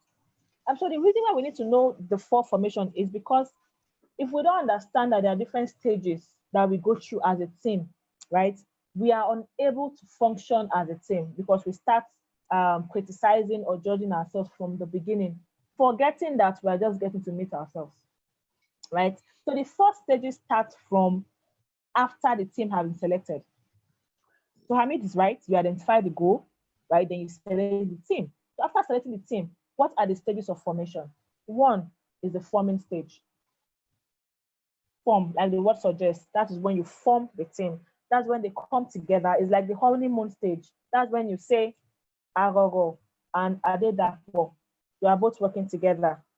Meet, the HR brings Agogo, or Agogo already is in the organization. I'm going to use Agogo, you know very well. And then Adedapo is our new XYZ. So you're going to be working together on this next project. Remember that when you meet somebody for the first time, there's some sort of shyness, or yes, you're getting to know the person, so you have not opened up to the person yet. It's just like a guy sees a girl and he wants to ask her out. You know that initial grabber, you know that the lady starts making younger for the person, right? But if you see these 2 people down the line, you will not believe that it's that girl that was making younger initially, because she's now used to him, right? Or you see them in a marriage. But when you trace it down to when they just met, there's something called honeymoon stage, where the person, I don't know you, so I have to form a little bit. I have to give off, I have to, not let you look down on me, that kind of thing. So that's the stage, that's the first stage. I'll connect it now to you guys.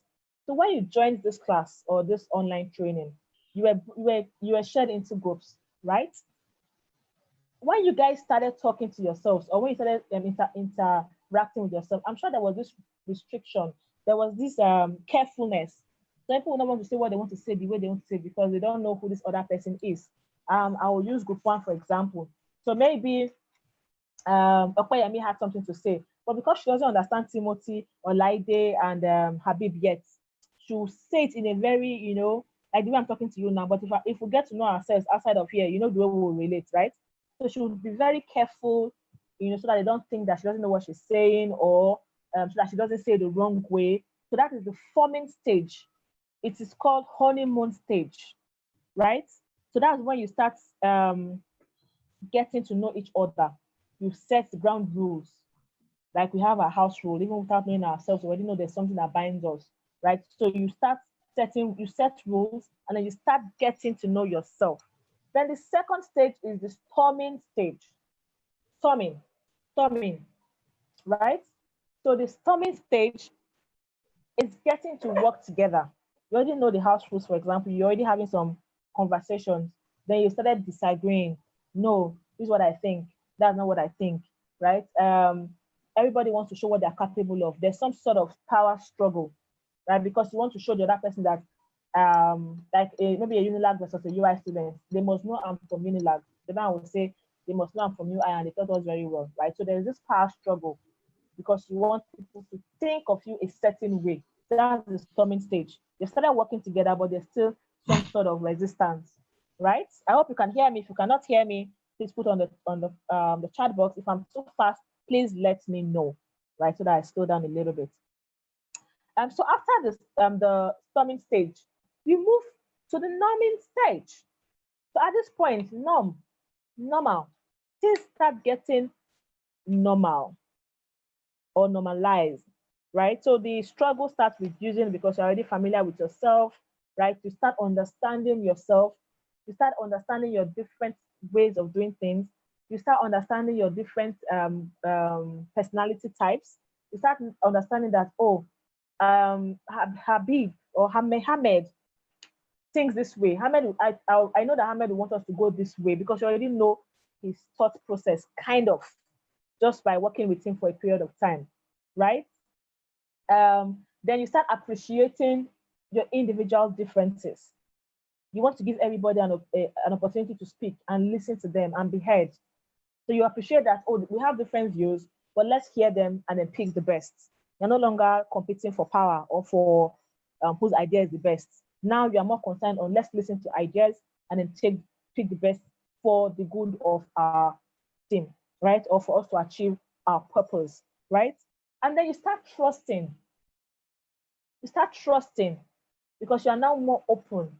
So if Habib, on one hand, does not do what he's supposed to do because of XYZ reason, you can trust that he didn't do it intentionally because you worked with him last week and he did XYZ.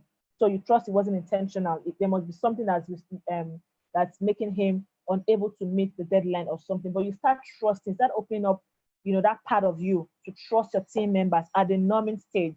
You're becoming more comfortable, right?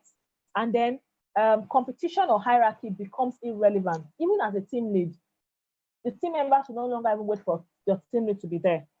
Even when the team lead is there, someone else will say, I think this is the way we should do it. They won't wait for the team lead to drive conversations or to do XYZ. By the time, if the team lead says, I'm unable to attend this meeting or to facilitate this meeting, somebody is already willing to, to take up the role because hierarchy becomes almost irrelevant. You're now seeing each other as a team, including your team lead is part of the team, right? And then from there, it moves straight to the performing stage, right? So here, all you do here is just bring in your different abilities, your different skill sets, and then get the job done. You just perform, you just do it. You are able to identify already who is stronger at this, who is stronger at that, and then you come together and then you perform, right? And then your performance is optimized because you have gotten to the stage where you now understand how it works. Now, you see these 4 stages we have mentioned, they don't happen they don't take time to happen. It doesn't happen in isolation. It's not like today it's forming, tomorrow it's storming. No, it can happen in one meeting. Like, let's use this as an example. When I joined this meeting, the first stage will be for me to be forming, for us to form. Then there's some sort of, oh yes, please, the slide, if you can move to page 11, no, page 10. Yes, page 10 of the slide. Thank you, thank you for that, right? So it happens at the same time. There's the forming stage where we just got to meet before I started talking. Then there's the storming, right? Where we still disagree a little bit and you still say, oh no, this is what I think. Like in your breakout session, somebody will say, oh, this is what I think. The differences we're talking about, this is what I think we should do. And that person says, no, blah, blah, blah, blah, blah. And then we get to the point where we are already, okay. Yeah, I think we should do this. Let's do it this way. I suggest we just pick this person's idea because the idea makes sense. So you see that it can happen in one meeting. It doesn't have to take a long time to happen, but it can also take a long time to happen, especially the numbing stage, because that's where you start trusting. And it can take a long time for you to start opening up to that extent, but it's not in isolation. They work together. They work, connected. They're connected to each other, so they work together. So if you understand these stages, then when you are new in a team, it's easy for you to remember that, okay, I don't think this person is just being bossy, but this is actually who this person is, or how this person is, or this is how this person explains or shows what they feel. So it helps you accommodate, especially in a team setting, right? So there's always, these stages always takes place in every form of teamwork, whether in the family, like I use relationship, I think that's the easiest, boyfriend, girlfriend, husband, wife. Even in that kind of setting, it happens as well, right? Maybe the only place where it doesn't happen is siblings, because they give birth to number one. When number two comes, you've already met number one. So you don't need to be shy or try to form anything, right? Except you grow up in different houses, but it happens everywhere that you can find a team. Remember, I mentioned that the family is the first team that you work in or work with, right? Now, do you have any questions? If we don't, let me just fly. Let's move on. Do you have any questions so far? Are we together? Are you guys following me? If yes, please put on the chat box yes. If no, please put on the chat box so that, and let me know where you want me to meet with you so that we are all on the same page. Any questions so far? Okay. Then we'll just move on. Now, please, next slide, please. What are those roles and responsibilities within a team? What are the roles and responsibilities within a team? However, that will be the slide before this. What are our roles and responsibilities? 1, determine what needs to be done. Determine what needs to be done, right? So don't make it about the person, don't make it about an individual. Focus on the job to be done, JTBD. Focus on that job that you guys need to do, that the team needs to achieve, right? 2, identify and define team tasks. You know, we talked about this earlier. What are the different tasks that needs to be done? Who is responsible for what? And then what is the timeline? What is the expectations? Identify all this. Identify strengths and weaknesses. Sometimes, if a team might need someone that has a strong personality in terms of your self-confidence to represent the team, in that same team, sometimes you might need someone that is a little bit conserved because of the kind of project you are working on. So knowing your weakness is not, you're not identifying the weaknesses for negative reasons. No, weaknesses are not always negative. Weaknesses can be strength as well, right? So there are some people who they will not give up until they get the job done, even if their health is suffering. It's a weakness, but it's also a strength. So when you now have a task that has a very short timeline, and you know that, oh, James is one person that will give his all and ensure that this project completes at the given time, you want to make him part of that team. I'm not saying stress him because you know that he likes to get the results, but you know who to assign what to by knowing their strengths and weaknesses, right? Then it's also nice to refer back to a team member job description, because a lot of times, especially team leads or the organization, we forget that these people have what their performance is based on, and then we give them some extra work to do, and then their main job to be done suffers, and at the end they are judged based on that. So you want to refer as much as possible, as often as possible, to what their job description is, so that they're not throwing them off balance or taking them totally out of what they are meant to be doing, right? Then another important thing, this one is very, very important, is get feedback. Please, if you're a member of a team, always reach out to people to ask them for feedback on your performance. Remember that people's feedback is not to break you, but it's to help you build on your skills and competencies. People will give you feedback in different ways. Some will come off harsh, some will come off subtle. But whatever it is, don't focus on the medium of which and by which the feedback is given. Focus on the feedback and see how it can help you improve on yourself. Remember, you don't need to get 5 people to give you the same feedback for you to know you need to improve on something. 1 is enough. If we have done, okay, yes, you've done emotional intelligence. There's something called self-awareness.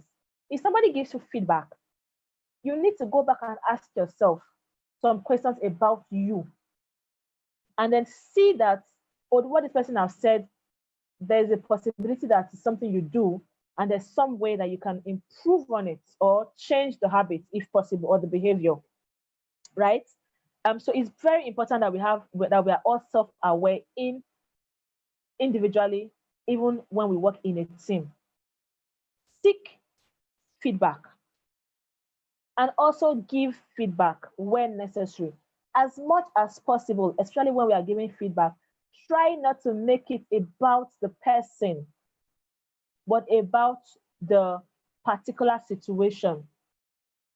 Don't say, for example, Ebehi, I don't like you, or I don't like your hair, or I don't like your hair color, because I'm not sure I want you to like my hair color. My hair color is, I colored my hair the way I want it to look, which is my own business. But you can come out and say, Ebehi, this hair color is not suitable for this organization for XYZ reasons. We meet with certain clients who are not comfortable with colored hair because this is what their interpretation is of colored hair. So this is what your colored hair, or the impact your colored hair has on us, or on the team, or on the organization. Then I would take it in, because I know that, oh, it's not about me or you. It's not about the person giving me the feedback. It's about the impact it has on my job and how it affects the team and the organization. Do you understand? So it's very important that we know how to give feedback. It's not about you. It makes you feel a certain way, yes. But don't say, change this because I don't like it. No. Why am I changing it because of you? Right? So the next person will see reason to change a behavior if they can connect to how their behavior impacts you and the organization, not just because you want them to for your own personal reasons. So feedback is a little bit dicey, but it's a topic I'm sure we know that it's a full topic on its own, and we can actually, try to learn. Maybe I don't know if it's a course you are taking or will take, but if not, whatever the case, it's something you really want to learn to do. How to give feedback and how to receive feedback is very important. Then moving on to the next one is clarify role boundaries and linkages. It's very important. There should be boundaries, and then there should be link. I'll use Wave as an example. Every department depends on the other departments to achieve a particular success before they can run with their own job to be done. For example, the outreach needs to bring in people with same wave fit for training department to train them. And then training department needs to train them to a particular level so that the career services can connect them to employers. So let's take it back. If training department, or if we don't give them the adequate or the required skills, upskilling that they need, it affects the career services department because they're unable to connect them to interviews or to jobs. If the outreach guys, on the other hand, don't bring in the people that are trainable, right, or that are wave fit, like we like to call them, then training department is unable to train them, and the CS guys are unable to place them, right? So there's there are boundaries, and then there are linkages. So ensure that that is properly understood by everybody, by every team member. Then conflicts, because conflict on its own is wide. So we're going to talk a little bit about it. To identify possible points of conflict or confusion. Identify possible points of conflict or confusion. So for this, I think it takes some special skills to be able to identify possible points of conflict, meaning you're proactive about it, right? And then confusion in a team. Is conflict healthy? Yes, not exactly, but it's not totally bad in a team. Can you avoid it totally? No. You cannot avoid conflicts. Remember, we said we have differences, we have different opinions. So, and then we have different personalities. So, and then we have different working styles. So it's going to give rise to conflict at some point. But how do you now identify them and work towards eliminating them or solving those problems and confusion? Now, for every team member, for team building and then for team performance, there's some things we need to avoid, right? We need to avoid taking person's A issue to person's B to discuss about if it's not going to bring forth a solution. That's called gossip. there's gossip in teamwork as well amongst team members, and that also hinders a lot of progress and success in team, right, amongst team members.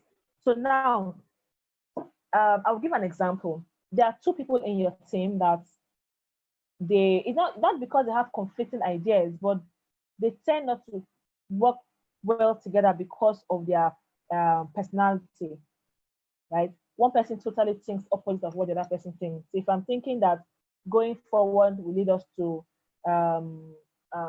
Lagos, to Victoria Island, the other person thinks going backward will lead us to Victoria Island. So how do you help these people meet at the point? It doesn't mean that you should stop them from working together. It's how do you help them to resolve this misunderstanding, this confusion and conflict? It's by helping each individual see that it's beyond them, that they both have unique personalities, right? So if I am thinking this way, then put the other person in my shoes, empathy, right? You think that this is the way to go about it. Put the other person in your shoes that thinks it's the other way, and then come from your own perspective. What will you think? If I was the one thinking is moving back, how will I feel when the next person says, no, I am wrong? So just understanding that we have varying views, we have different perspectives to things, but there's room for us to come together to listen to ourselves, to hear the other person's idea, even if we don't totally agree, and then see how we can work with it. Okay, since you think going forward is the direction to VI, and I think going back, how do we resolve this? Who do we reach out to, or what do we reach out to give us a proper direction? Google Map, and then you confirm from Google Map, and Google Map says it's even going right, not even what you guys are thinking, right? But those conversations you want to have to help resolve it, not bring more confusion or conflict, right? And then conflict among team members, how do you handle it as a leader? In some cases, you want them to resolve it on their own, even if they come to you. Let them have the first conversation.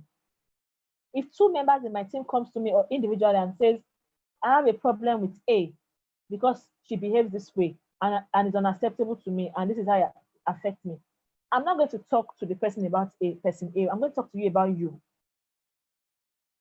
So how can you meet at the middle ground? What are those things that triggers you off? How can you start managing them? Because you cannot totally tell the next person what to do. The only person that you're in control of is you. So if this is what triggers you, then how do you start reducing the impact? What can you do so that the impact is not so great on you? How can you regulate your feelings when these things are coming up? Then by the time I finish speaking with person A, I'll move to person B and say the same thing about person. I'm not talking about person A to person B, no. I'll focus more on you, the individual, at that point in time. Then at the end of that, of helping them identify their own strength and how they can focus on different things, both of them can now come together and talk about their differences. It's easier when people talk about their differences themselves, because if they bring you in, don't think that because you're a team lead, you always need to be the one to settle them. No, if they bring you in, there's a high chance that you will add salt and pepper or take out Maggi or seasoning powder, right? So it's either you see them in a room, let them have the first conversation, then you sit in and listen, right? And not necessarily take sides, because you're a leader and that's what it means. Not necessarily take sides, but help them see how they can best work with each other. How some things are not personal, how they shouldn't take this person's reaction personal because of X, Y, Z. So you want to be able to identify these things and then help people to avoid conflicts. It will happen, confusion will set in, but how do you help them manage this? And how do you manage all this as a team? Right? So moving on to the next slide, please. So how now can we build a high-performing team?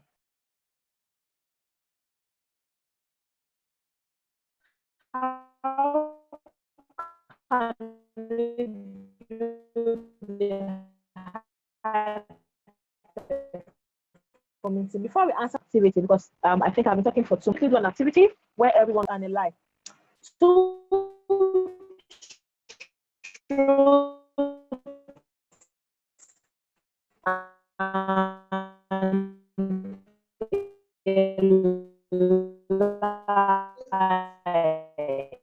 Ebe, I think we can hardly hear you. It's dragging. Or is it my network? I'll call out some group of two truth and a lie, and the member of your is a lie. So this, I'm sorry about that. This can you hear me now?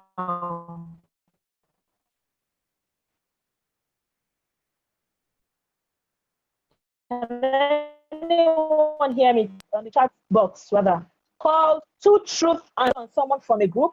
Then you tell us two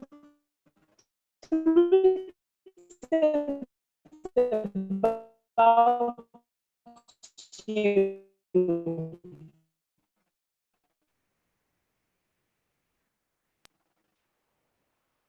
Of those three things, two should be true and one should be a lie. Then I'll let some other people guess. So I'm not going to call you based on the group I have, based on the group you've been working with, right? So if in the regular group, that's the gap group, with Timothy will be the one to action with one another. Does it make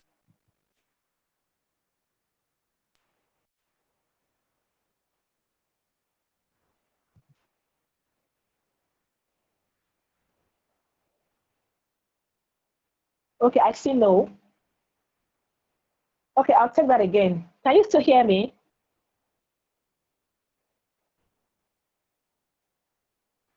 Can anyone hear me? We can hear you now. Okay, all right. I'm sorry. Okay, get better. So I said we're going to do a quick game, and it's called Two Truth and a Lie, right? So I will call on someone to tell us three things about themselves. Out of those three, two should be correct, while one should be wrong. Then I'll call on someone else to guess or to tell us which one is wrong, right?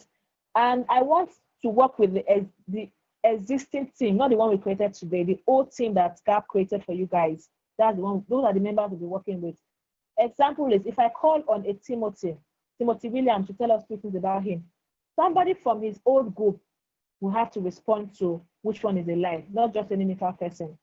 Because I want to believe you have worked together for a while, so there are some little or some certain things that you already know about each other, right? Are we good? Are we good to go? Yes, no? Yes. Okay. Please, Timothy, can you come off mute and tell us three things about you? Please, two should be truth and one a lie. Okay. Well, good afternoon. Three things about me. I am diligent. Okay. I am rigid. Okay. And I could go extreme to help anybody. All right. Please tell me somebody that is in your old group so that I can call the person to answer. Oluwatosin, Oluwaseyi, Samuel, Chiamaka, and Amanda Richards. Okay, Amanda Richard, are you online? Yes, I am. Yes, please, can you tell us which one out of the three he mentioned is a lie? He's rigid. I don't think he's rigid. All right. Timothy, are you rigid? Is she correct? Yes, she's correct. I'm not rigid. Oh, awesome. So you can tell that just by connecting virtually, right? That's great. Yes. Okay. So now the next person I'm calling on is Chiamaka. I hope we have just one Chiamaka in this class. Chiamaka. Please, can you come off mute? Chiamaka Eke. Chiamaka, can you hear me?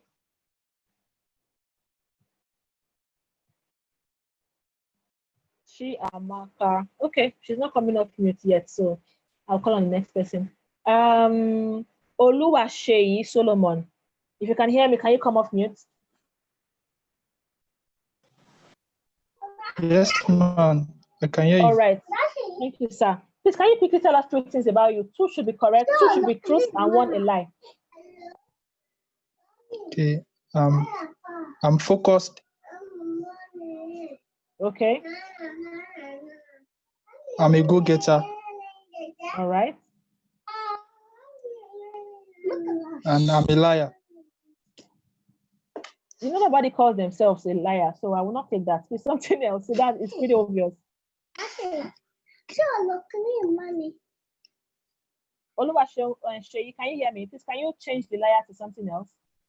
Okay, ma. I can hear you.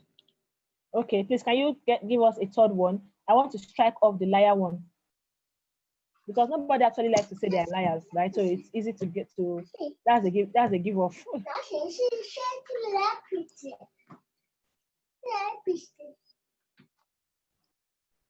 Can you hear me? I'm lazy. I'm lazy. You're actually lazy because you don't want to put some creativity into your three things about you. Okay, please, who are those in your group? Oluwatosi, Who else? Timothy, Amanda, Okay. Samuel, and Chiamaka. Okay, is Samuel here? Yeah, All right, Samuel, yeah. please, did you hear him? Did you hear the three things he mentioned? Yeah, I heard he said lazy, and he said two other things I couldn't listen well. He said he's focused, he's a goal getter, and he's lazy. Yeah, that's the correct thing. Okay, so which one do you think is a lie? I'm not sure. I don't think it's lazy because all through all the meetings we've been having, I've been doing. He has always been active, and I don't think he's lazy. Okay, thank you. Is he correct?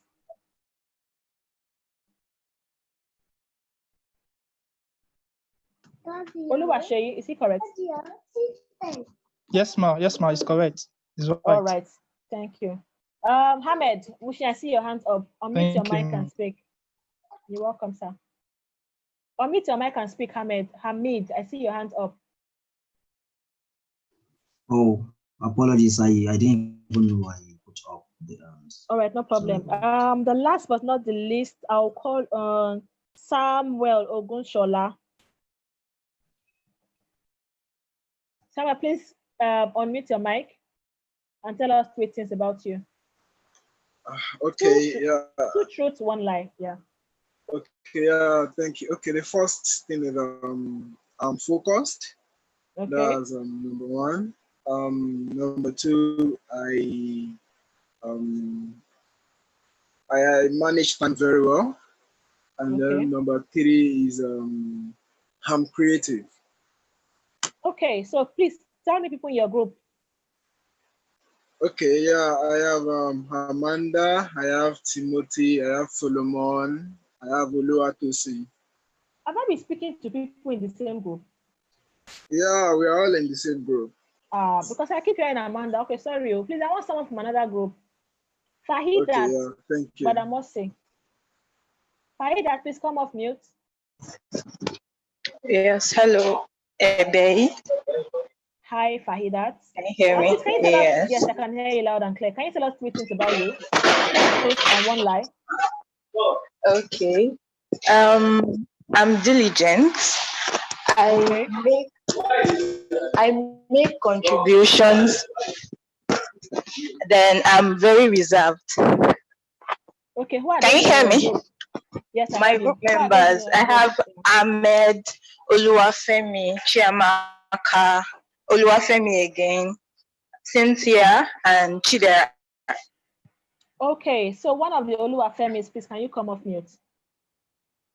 Oluwafemi Odukoya. Yes, ma. Okay, please, can you tell us which one is a lie from the 3 things she mentioned? Sorry, I didn't get what she listed, please. Maybe she can quickly come over here. Okay, she said she's diligent. I said that.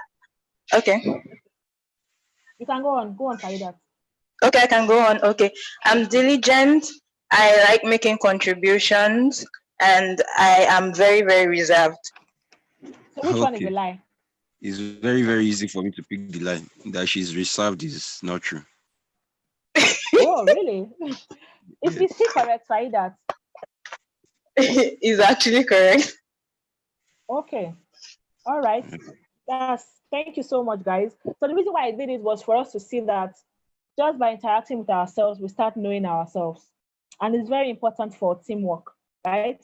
So you already can tell some certain things about some people. I want to believe some of you have not met physically, if not all of you, but you can already identify some traits and then some skills. You were able to select a leader virtually to lead your group based on some characteristics that you had identified or noticed in the person. So you see, teamwork is not just something we do on the surface, right? But it doesn't flow that way because we just think that, oh, this person can lead because he struck the first conversation. But the truth is, a lot of work needs to be put in because there are some skills you want to focus on to decide whether your team is going to be a successful team or you're not going to work together successfully, right? So team building activity, like we just did again, is another way of strengthening team bond, right? So it increases your bond. It doesn't mean that you should go there and be saying all this, your secrets and share your. There are just some things that people are able to tell. Oh no, this person can't do this. It's not possible, just by working with you, and you see the person almost, vouching for you, like, how do you know, right? So it means that our personality is very. It shows on us in most cases. It's a reflection of who we are, and people can almost easily read us. If we are lazy, they can tell that this one, I don't want to work with him, who is a lazy person. I don't want to be in the same team with that person. Don't take it personal if somebody says you are lazy. Find out why they think you are lazy, and find out if you are actually lazy, and then what you can do to improve on your performance. It's not easy to take feedback. Trust me, some feedback are very, very difficult to accept because it can actually demoralize you. It can make you cry. I've cried because of feedback before. But after crying, I asked myself a question. Are you sure this is not true? Are you sure you didn't do something that made this person feel this way? And at the end, I had to, ask myself some questions, walk back, reflect, and then come back to say, oh, this is what I did wrong. I actually should have given her this feedback personally, in person, before saying it where there was a third party. So I traced it back. Then realize that, for you to be a successful leader, there's some things that you have to be very, very, very particular about, right? So some tips to help in conflict resolution or to manage conflict. Remember I said that it's almost inevitable. It will always happen. It's something that will always occur. So talk with the other person, not someone else. I've mentioned that before. Focus on behaviors, not events, right? Focus on behaviors. Listen generously. Listen generously. So when we say listen generously in communication class, it means you are listening to build on. It means you are listening to actually hear what the person is saying. You're not listening to defend yourself. You're not listening to attack the person. You're not listening to look good. But you're listening to build on what that person is saying, even if you don't agree. So if I say red is the best color, you're not saying, no, red is not the best color. If I say Man U is the best football team, you are not saying, no, it's Arsenal. You see that football fans start arguing and fighting because this one is best. One way you can go about it that, you say Man U is the best football team. Okay, but I think that Arsenal has this player, Sanchez is in what, I can't remember. This has this player that did XYZ and won blah, blah, blah. So I think Arsenal is the best football club. In your mind, to you, Arsenal is the best. Nobody's going to take it away from you. But for the sake of having conflict-free conversation, we want to communicate in a way that makes us, the person will look at you and like, they might not think about it at that moment that this person has sense, is mature. People say that. And they know you are a die-hard Arsenal fan, but you're not killing yourself over it. They are proving a point. You are stating why you think this is. And then you're moving on, right? So listen generously. Then identify points of agreement and disagreement. Identify those points. We are agreeing on this. So I think since we agree on this, we can start with this and then work our way through the other ones that we both have different ideas on. So there are different ways you can do these things, right? So identify those points where you agree and where you disagree, and then meet somewhere at the middle, right? And then we must learn to apologize. If somebody says, Eva, what you said hurts me, the first thing I should do is, I'm so sorry. I didn't mean for my comments to hurt you. But if you can explain further so that it doesn't repeat again, I would like to know how this impacted you or how this affected you. I don't want, and please don't ask because you want to defend yourself. A lot of times, the reason why conflict persists in teams is because we end up defending ourselves. Sometimes you are right, so trust me, but that's not when you want to prove that you are right. You want to empathize and help the other person understand where you are at. And it might take the person a longer time to get to where you are. So let them, so long as it doesn't hinder the job to be done, right? Now, how do we build a high-performing team? How do we build a high-performing team? It has, conflict is number one again. Nip conflict in the bud. Nip it in the bud. Adedapo, please, if you can help me share the slide, you can go to or move to slide 12. So nip conflict in the bud. Don't let it persist. Don't carry it over. Right? Talk about it there and then. If it's something you are proactive about or you envisage will happen, start treating it there and then, right? Encourage development, personal development. Encourage your employees to develop in different areas. I'll give another quick example again. We moved to virtual training at Wave, just like Gap, right? And then we have to quickly identify where we are struggling, even as trainers, as facilitators, and immediately looked for the best way to solve the problem by bringing in someone to take a session with us to train us on this area so that we can develop ourselves and perform better on the job. In your team, identify for individuals areas they need to build on, they need to develop, and then encourage them to go and develop those particular areas. It will be different for different people. It might be the same, but in a situation where it's different, help them build on those different areas, right? Encourage them to keep developing themselves. Then prioritize communication. Identify the different ways of communicating with your team members. Some people want emails, some people want WhatsApp messages, some people want calls. Identify the different channels and use those channels. Don't use only one because it works best for you.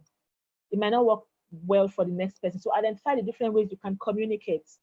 Have a standard one and also have different ways that you can communicate. Maybe via Zoom meetings, sometimes you want to see your faces, maybe via WhatsApp, WhatsApp calls or just regular text messages, or via text message, or via email, but identify those different means of communicating. Some people want clarification on what was said. Please reach out to them. People that find it difficult to understand, some of my team members prefer when I send them emails. I know those ones.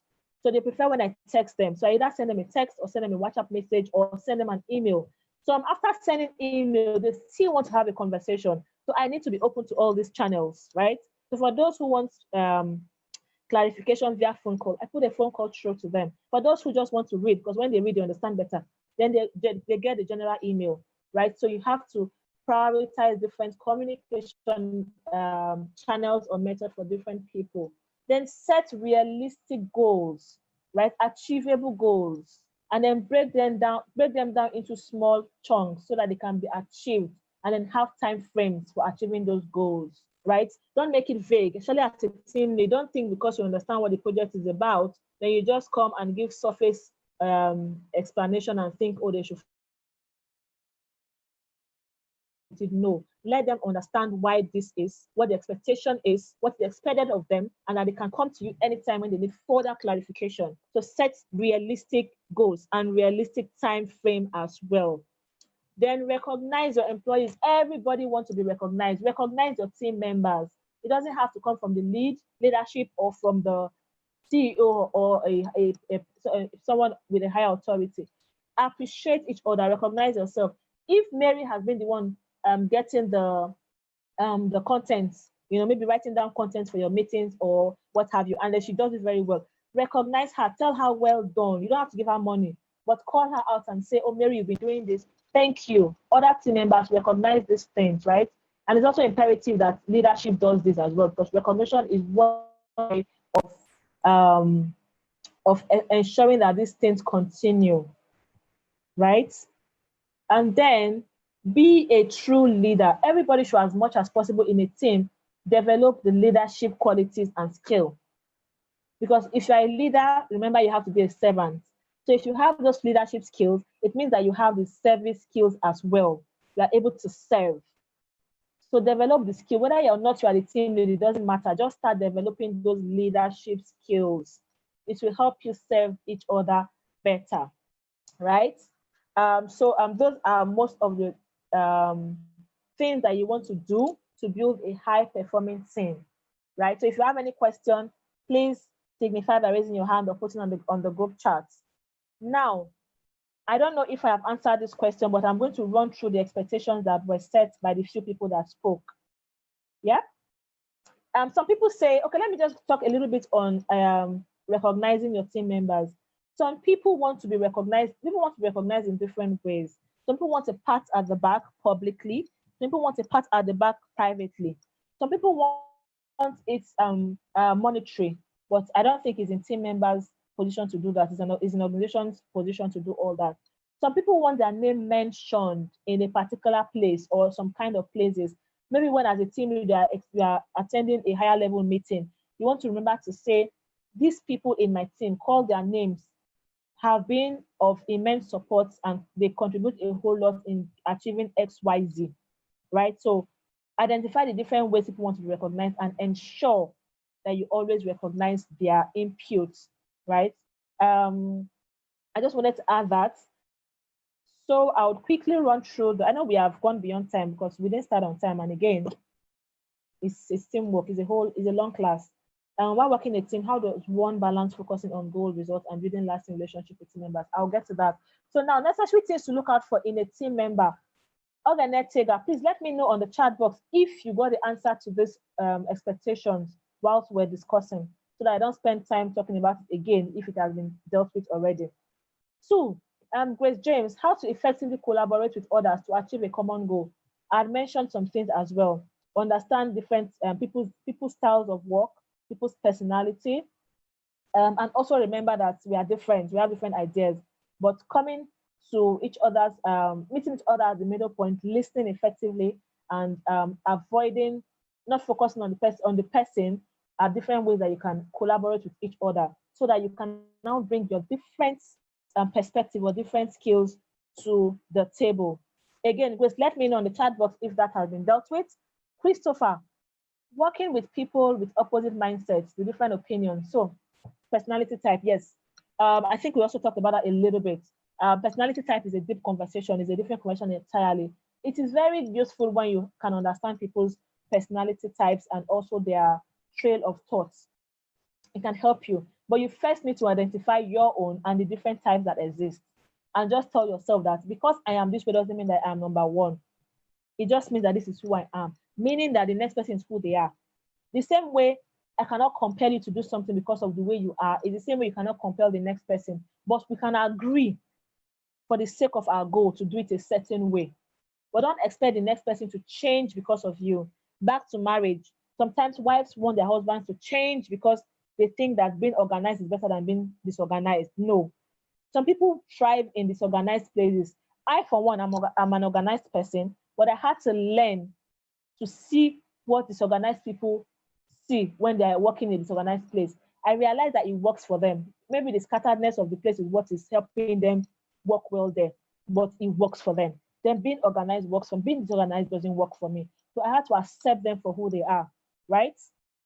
Yeah, so it helps you, but you first need to identify, remember that the same way it is not easy for you to just change who you are, the same way it's not easy for the next person to change who they are. So how do you now reach a middle ground, right? Christopher, please let me know again if your expectation was met. Cynthia, how do we work with people effectively in a team? I want to also believe that that was dealt with as well. But let me know if you still have some challenges with what you wanted to get out of this class. You know, in a case where there's another question here, where a team member isn't putting as much effort or contribution as expected during teamwork. As a leader, how should one address such issues? Okay, Okpayemi, before I answer your question, please let me know how many more minutes you've given me so that I know how to go about it. Because there's one last video I want them to see to wrap up the class. That video actually wraps up the class. We actually have 1 more minute to go, but let's see if we can still have the video. Okay, thank you. So let me quickly answer this question, Okpayemi's question. So in this case, as a team lead, I remember I said something about having conversation and identify different channels of communication, right? So I will tell you what I do, practical things I do. You first need to identify or understand as a leader or as a person. I have discovered that people don't separate their personal life from their work life. You know, we would normally say, leave your home problems at the gate when you're coming to the work and coming to the office, and then come inside with a different person. Yes, some people can do that, but it's not easy. But what I've identified is sometimes the challenge this person is having might not just be work related. So you want to have a conversation with that person to see or to know where the person is at, to know what is causing this, making the person not put so much effort into what they do. When you identify these things, then you are able to direct your conversation. But it doesn't mean that because we have other challenges that affect the job, then we just overlook it. No. Then you have follow-up conversations with this person, plan a performance improvement, have a performance improvement plan with this person, check in regularly with the person to ensure that they're improving on the said area that they're struggling with. If you're not making headways, then you take it a step further by reporting it to the person that can, maybe the HRO or the person that you report to, so that you are not struggling as well with this person, so they can deal with it from a different angle. But you need to have taken this person through a process as a leader to ensure that they are giving their best, right? And also identify whether they're even in the right place, if that is another thing that's hindering them. Identify if other team members are what exactly is hindering this person, right? So you want to have this conversation. It's a deep conversation, and you want to have it when this person is comfortable having a conversation, right? So just doing all these things and then putting them into practice will help you address that issue. If you're unable to address it, which happens once in a while, then take it to the next level, which is let the person know that, oh, this is how far we've gone, we've not made progress. So I would like to take it a step higher by transferring the whole process to the right person, maybe the HR person or blah, blah, blah, to follow up with you and see how they can better resolve it. Let them know before you do that, so that you don't breach the trust that they have for you, by just taking it to the next level without letting them know. I hope I answered that question, Opeyemi. I wish I have more time, I would have said more and given more examples. While working within a team, how do one balance focusing on goals, results, and building lasting relationship? Okay, so for this Ejiro, building relationship is very important, but focus on work relationship, right? Focus on building work relationship. It will help you achieve your goal. But it doesn't mean you should please everybody because you want to build relationship and then forget why you are there. No. Building relationship in this sense is understanding the next person, understanding everything we've talked about, their personality, how they like to work, how they communicate, do they take things personal? Is this person or are they people that understand that this is work, this is what we have to do to get this job done? So build relationship based on that, right? Focusing on the goal of the organization or the team while you are there in the first place, but putting all these other things into consideration, right? And not putting everybody where you are because maybe you are one strong personality. So just understanding people, their thought process, the way they do things is building relationship with them, empathizing with them, having conversations with them will also help. And as much as possible, people don't want you to take what they've told you in confidence to another person, right? So when all these things happen, it bridges their trust. So you want to build trust. Build trust. Anything you cannot handle, please don't go for it. If you cannot handle a personal relationship with a colleague, then don't go for it. If you know that you're going to spill off whatever they tell you that has to do with their personal life, limit it to the workplace. That's why you're there in the first place. But if your relationship blows them out of there, it is fine. But remember that it is work. There is work relationship and then there's outside work relationship. And in most cases, there are two different things or two different kinds of relationship, right? But building relationship helps you work better with your team members. In a team, I hope that question was answered, Ejiro. Please just say yes if it was. If in a team, there are three classifications of individual, which I don't understand this. The contributor, the communicator, and the collaborator. Please expatiate more on this three. Okay, so I think I understand it now. So you said that there are different aspects to different members bring in different things in a team. So there's the contributor, the communicator, and the collaborator. Yes, you are very correct. And there's even more. So what that simply means is, remember we said identify different skill sets, right? So there's a person, for example, that will drive your conversation, like a Timothy, probably because he's a good communicator, right? And then there's another person that would say, excuse me, I think, maybe a Habib, for example, he contributes. He likes to contribute. And then there'll be another person that will neither contribute verbally or communicate, but will really want to get the job going by performing, by carrying out the activity, by ensuring that this one comes together, and then we collaborate, we do it together, we're able to work together. So they always exist. My team, again, for example, those things exist. What I do is I identify everybody's strength and then give them tasks or job based on that. If I'm having a meeting, for example, I don't facilitate my meeting in most cases, neither do I take the minutes of the meeting, because I have somebody in my team that is a very good content writer. So she takes the meeting, the minutes of the meeting.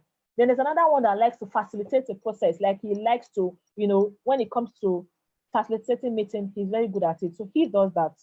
I sit down as member of a team and every other person, and they clarify where there's need for clarification, because of course, there's some information that I have that they won't have, that I will need to share, right? So you are very correct. These things happen, but you just need to identify different people's strengths. Don't make a communicator a contributor. Just make and focus on their strengths, and then let them bring in those different personalities, those different skill sets to the table, and then you run with it. It eventually makes up a great team, because you have different arms, like your leg, your arm, then different part of the body that comes together to form the body, right? So it helps you build a very formidable team. So having these different individuals will help you build a great team, but you need to identify them and let them know. Let them know this is why I want you to do this, because I think I've noticed that you are good at X, Y, Z. But for other people that want to build the same skills, please encourage them as well. If somebody says, I want to be a good communicator, encourage them by also maybe tagging them along with the already existing communicator, or assigning them some role that will ensure or that will enable them, speak more, but just carry everybody along, identify their skills, their weakness and their strengths, and then carry everyone along. Then they'll be developing in the areas that they need to develop more on, and your team becomes better for it, and then your performance increases. I hope I was able to answer that, Collins. Richard, I wish I could say more, but we don't have the time. And so quickly, before I sign out, I would like Adedapo to quickly share, I think it's a 3 or 2 minute video. Then we'll use that video to conclude the class. Please watch and listen attentively. If possible, take down anything you noticed, because you are also going to conclude with the last part of the class. 3 people share some insights from the video with me. Thank you so much. So can you see my screen now? I can, but I don't know if others can. Yes, we can.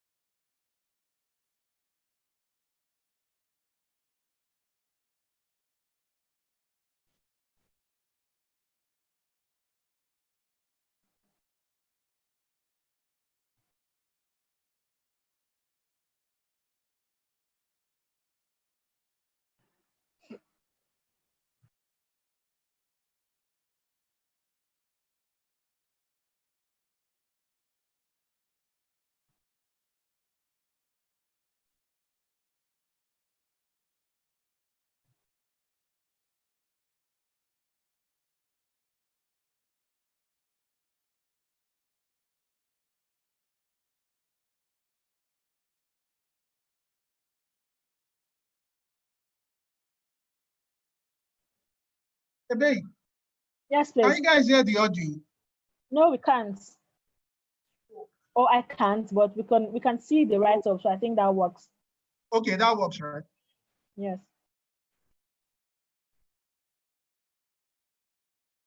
Oh, some people can't see anything. No.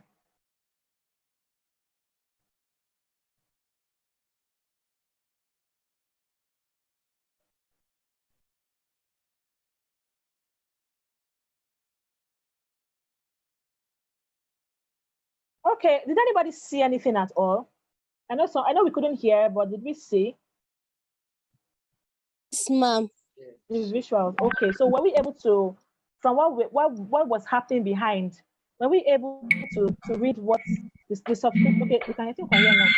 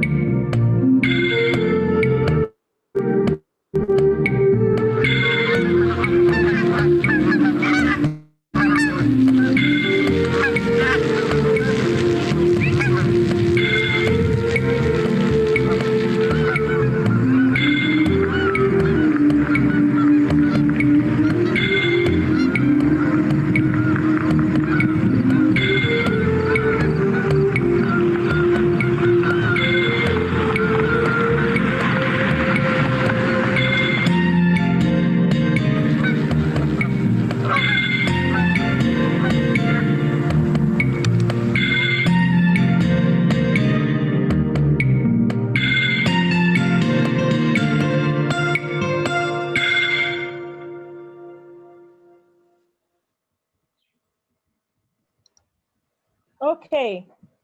Thank you so much, Adedapo. Hello, can you hear me? Can anyone hear me? Yes, ma'am. Okay, Yes, ma'am. thank Yes, you. ma'am. So for those Yes, we can hear you.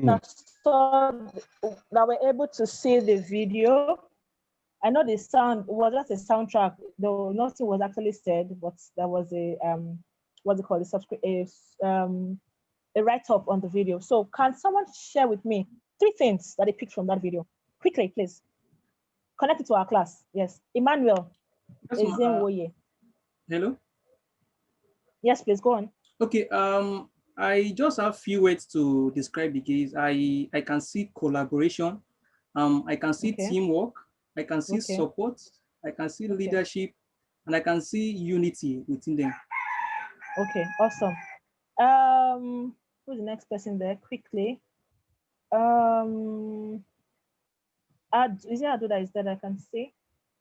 Ejiro, please, what did you see? What did you notice? Okay, I saw 2 things there. The first one is teamwork, enhanced performance. And another one is teamwork don't only help the weak, but also helps the strong to proceed. So both the weak and both the strong also enjoy from good teamwork. Thank you. All right, thank you so much. And lastly, but not the least, Princess Ogechi, please can you come off mute and tell us what you saw in the video or what you are taking away from the video? Good afternoon. Good afternoon. Good afternoon, Bihi. Yeah, I think it's basically everything they've said. The video is just a summary of everything we've learned today, everything you've taught us today about teamwork and the importance of standing for each other, supporting each other, collaborating together, because together we can achieve more. Instead of working alone, instead of thinking you can do it all by yourself, you can always collaborate together to achieve that common goal better. All right, thank you so much. Yes, so you're all right. If you notice, there's one other thing that is said, that when the leader is getting weak, there's a honk from behind. And the honking is to encourage, right? It's not a competition, but rather to encourage so that the person keeps going. And then when the leader can no longer go on, the leader falls back and someone else comes forward to take the lead.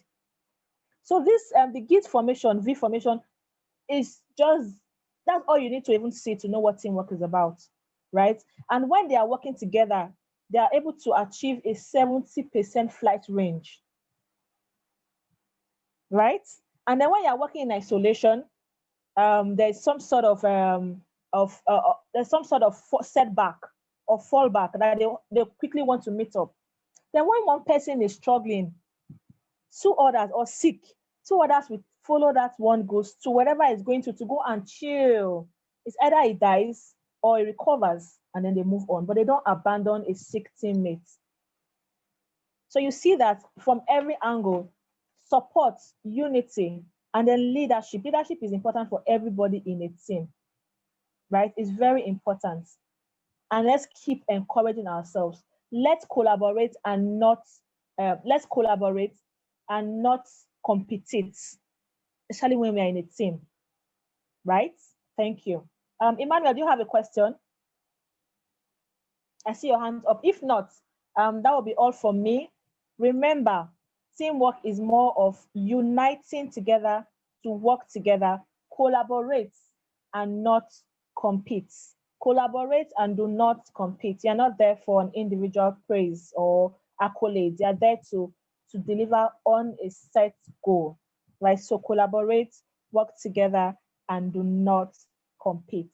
Unity, they say, brings us together. And when we are divided, we fall. When we are united, we stand. So unity makes us one. It stands us together. It puts us together. It brings us together.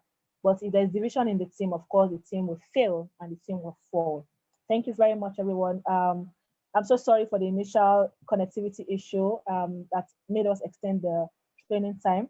I hope that we're able to learn one or two things. I would have loved to get feedback from 3 people from this class to tell me what they're taking home. If time permits, I'd still like to hear that. What you actually taking away from this class, so that I know I actually was able to add something to what you guys already know. Thank you so much. And thank you, Adedapo. Thank you, Agogo. Well done, team DAP. Ebe, thank you very much for your class. Really, although I joined in late, it was Agogo that started the class. But so far so good. When I joined in, it was really nice, and you really took them through the process of the teamwork and collaboration skills. I know that this is a little bit hard for you because you prefer in-class trainings for the teamwork and this for them to do. But so far so good. This was good, given the limitation of the virtual training. But this was good. So I think 1 or 2 people should actually give you their feedback on what they've learned so far. And although we'll still be sending you the feedback of the participants to you, I think hearing from them directly at least gives you a little bit of heads up on how the session went. So Olurotimi Dada and Ifedayo, you can just kindly give a feedback and thank her about the session and all. So let's quickly do that.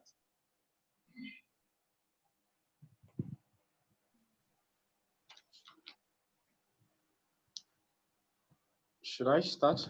Okay. Yes, you can. Okay. Good afternoon, everyone. First of all, I'll say this session was a wonderful session. I must say, it was interactive and practical. Knowing about teamwork, how to build a high-performing team, with different stages of team development, forming, the storming, the numbing, the performing stage. It's been wonderful, and I must say a big thank you, Ma. You've really done a great work. You've done a great work, even though it's virtual. You engaged every one of us. I must commend you for that, Ma. Thank you so much. God bless you. And a big thank you to KEC also. Much appreciation. Thank you, sir. Okay, Olu wrote to me that I there. Thank you so much. Yes, I am. Can you hear me? Okay, yeah, we can hear you. Yes. Okay. All right. Hi, good afternoon, everyone. Thank you very much, ma'am, for today's section. It was really impactful. And also, I would like to use this opportunity to thank KEC as well for giving us this privilege to learn and unlearn. Thank you very much. God bless you all. Thank you so much. And thank you, Chiamaka AK. You're pretty as well. Thank you, everyone. It's always a pleasure to learn from everyone, to share ideas and to share what we already know, right? So well done, guys. You guys should give it the best. You know, somebody mentioned yesterday that there are no jobs. But the truth is the jobs that are available are very competitive. So you need to be ready for it. And please don't wait for KEC. I'm sure they would have told you that. Go out there, search for opportunities, and even bring to KEC so they can extend it to other people. Right? Well done, KEC, Team KEC. Thank you for always reaching out, and thank you for always finding me worthy to take a class. Thank you very much. Thank you. So I will reach out to you and give you follow-up on WhatsApp or via email. We'll be sending you the feedback from the participants and the feedback form for you to fill. But thank you very much for your time. Thank you very much. You're welcome. So, dear participants, how are you doing? How is your day going? Yeah, fine, sir. Fine, sir. Fine, thank you, sir. Fine, sir. It's been an awesome session with Mrs. AB. Yeah. Okay. Although I was not the one that is supposed to be in charge of your training session today, Mr. Agogo was supposed to be in charge, but he has a little bit of network issues, so that's why I'm taking over. And I know that some people are really angry with me because of I think the data issue yesterday. And should I say I'm sorry, but I'm not sorry anyway, because there are rules that were followed in taking that. I think Chiamaka was really, really, really angry with us for that. But majorly, let me just explain a little bit on how that sheet that was given to you was arrived at the sheet for the data allocation. I told you that during your sessions, every session, what's it called? The attendance is taken 3 times during every session. So attendance is taken 3 times during, I'm trying to, 1 minute, please. Okay, so attendance is taken 3 times during every session. During every session, if your attendance says that you were not available 2 times out of the 3 times that the attendance were taken, we expect that you've missed a lot. If you are not available 2 to 3 times out of the 3 times the attendance was taken, what that means was that you've missed up to like 1 hour of the training session or plus 1 hour of the training session. Some people will come and meet me that the network is not good. We understand that the network might not be good, but the simple instruction was that when these things happen, go back to the YouTube page, replay it, and fill the feedback form that will show us that you actually replayed from the YouTube for that session that you missed. You understand? So when we were searching for the data allocation thing, I will check the attendance sheet and also check the form the Google form that you were supposed to fill. So if I don't find you on the attendance sheet, I expect to find you via the Google form. If I don't find you through these two places, that means what that implies is that you missed that class. I know that some people might have attended the class, but probably they didn't fill the feedback form.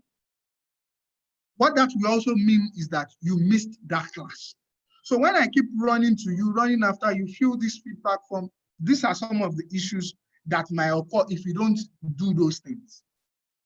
And I'm not witch-hunting, or I hardly know most of you here that I'm excluding, but these are the instructions and we expect you guys to follow the instructions. But like Mr. Agogo said, we'll follow back again, we'll look at the list again. If there is any mistake, which I hardly feel there is any, because it was sorted automatically with the sheet. If there is any mistake, your data will be allocated to you if we find ourselves, if it's something that is from our own end. But if it's from your own end, there's nothing we can do about that. But if it's from our own end, be sure that you will get your data. You get your data. The data provisions are meant for you. So you get your data. So that is that. Then if you check the group, let me see if I can, 1 minute, your project. If you can hear me, just say yes, please. Can you hear me? Yes, sir. Yes. Okay. So I'm trying to pull something up. I'm trying to share my screen. Give me 1 minute. Let me share. Okay.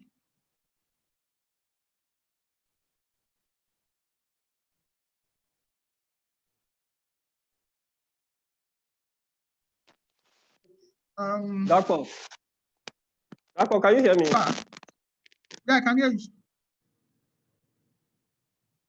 Talking of, you wanted to talk about the project? Yes. Okay. We are not sharing something. Yeah, I wanted to share the project screen, then comment on the project. You can go ahead. Okay. Okay, let me just take it from here. Okay, well, okay, I've shared the screen. Okay. You can take it up a little bit. Okay. Can you guys see it from your end? Is it clear? Though it's a little bit blurred here from my end, but I don't know if it's the same there.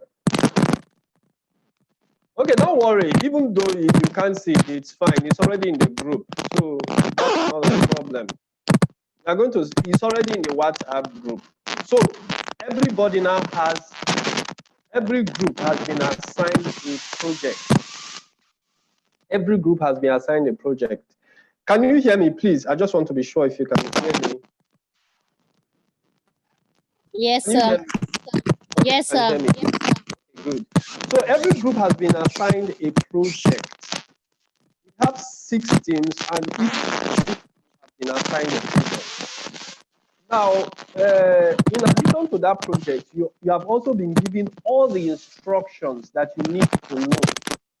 Document. There's an instruction. It's about 11 instructions that will help you, guide you to attempt or execute the project. I will strongly recommend that every document that is sent to you about the project, read everything, because I find that people just gloss over documents sent to them and they don't follow instructions. You see people doing things opposite to what has been instructed them to do.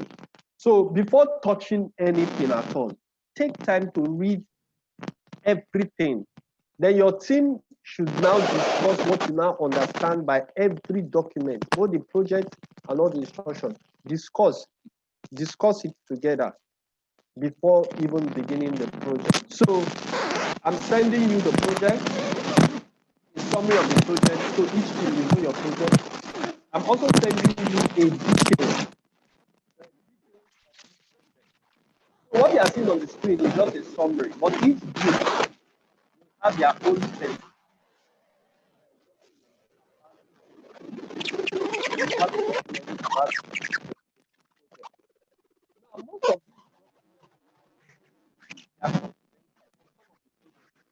project 1, 2, and 3. They are confidential projects that will not be allowed anybody. Oh, you can't hear me.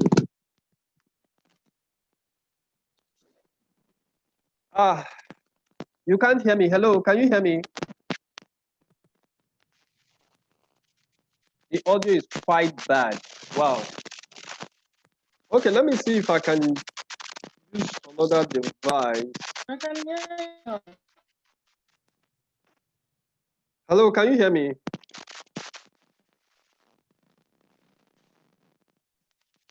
Yes, sir. Yeah, can you hear me? Yes, sir.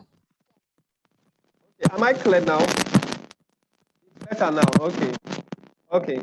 Okay, so what you are seeing on the screen is just a summary. Now there are some confidential projects, especially project 1, 2, and 3. So any group that has project 1, 2, and 3, you are required, I will send you what we call an NDA form. It is called a non-disclosure agreement. You can ask your lawyer or any lawyer about that. Ask any lawyer about that. It's an information. It's a form or an agreement that you sign to that you are not going to share this information with anybody, no matter how close this person is to you. Know, even your brother, your sister, your mother, your father, your girlfriend, your boyfriend, your spouse. You don't share this information to anybody because there's legal implication. You do share that information. So we are giving you this privilege to have access to the project, but do not, I repeat, do not share this information with anybody. As soon as you are through with the project, you are expected to delete the entire document related to that project on any of your devices. This is very, very important. So for those who are having confidential or sensitive project, I'll send you an NDA form. The team lead, what you will do for me is ensure that everybody signs that same document and send it to me. Send the copy to me. The team lead will send that to me on or before the end of tomorrow, business tomorrow. This is very, very important. Now, for every project, more information about the project is already in the instruction, so I don't need to overplug that. But if you have any question regarding the project, just in case you have gone through that document, kindly reach out to me, and I will be willing to elaborate on any area that you are confused about. Is that understood? Are we clear on that? Yes, sir. Okay. Okay. Remember, you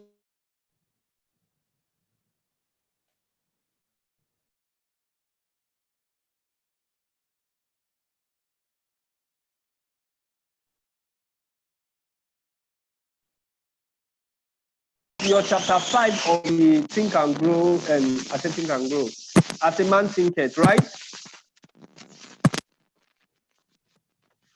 By next week, you are expected to, anytime you are having a group book, once you are finish the book review session, that first 30 minutes will be used to discuss about your project. But don't rely on the Zoom alone to discuss your project. You can discuss it on your phone as much as possible. So every information, you will see all this information via email and the group after we are through for through today. I think that will be all. I hope we don't have any questions. Hello, can you hear me?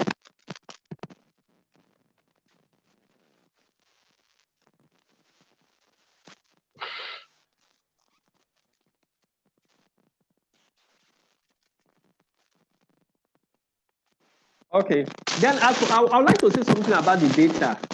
Please, we may reconsider most of you about the data, but even though we consider you, is going to be based on a condition. There's another set of data that will be shared maybe in 2 weeks time, 2 weeks time. So please don't just show up for a class just because you want to collect data, please. Or don't just submit assignment just because of data. The assignment and showing up for class is to empower you, not just to show face. Data, collecting data is too small compared to what you want to benefit for your career. So don't just do everything for data, please. This is more than just collecting data. It's about your career. So please take that very, very seriously.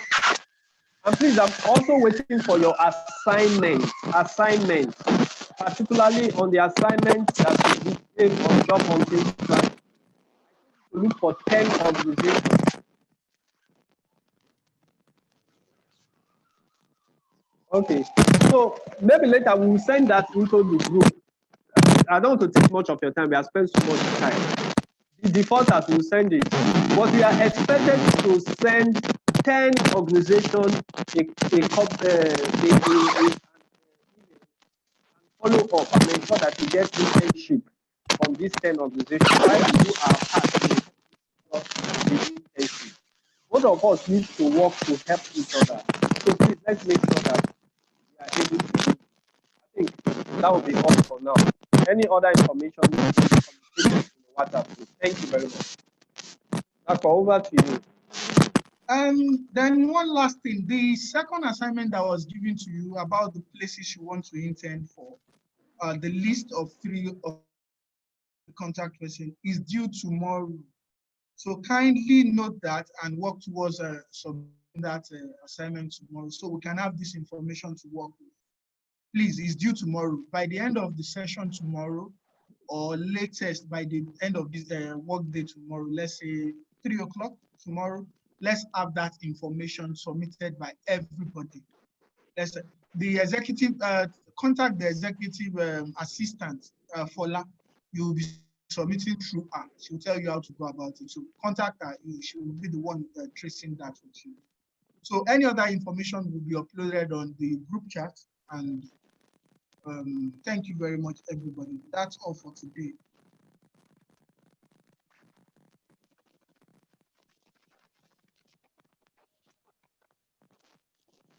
Any questions, any addition? Anything anyone wants to say?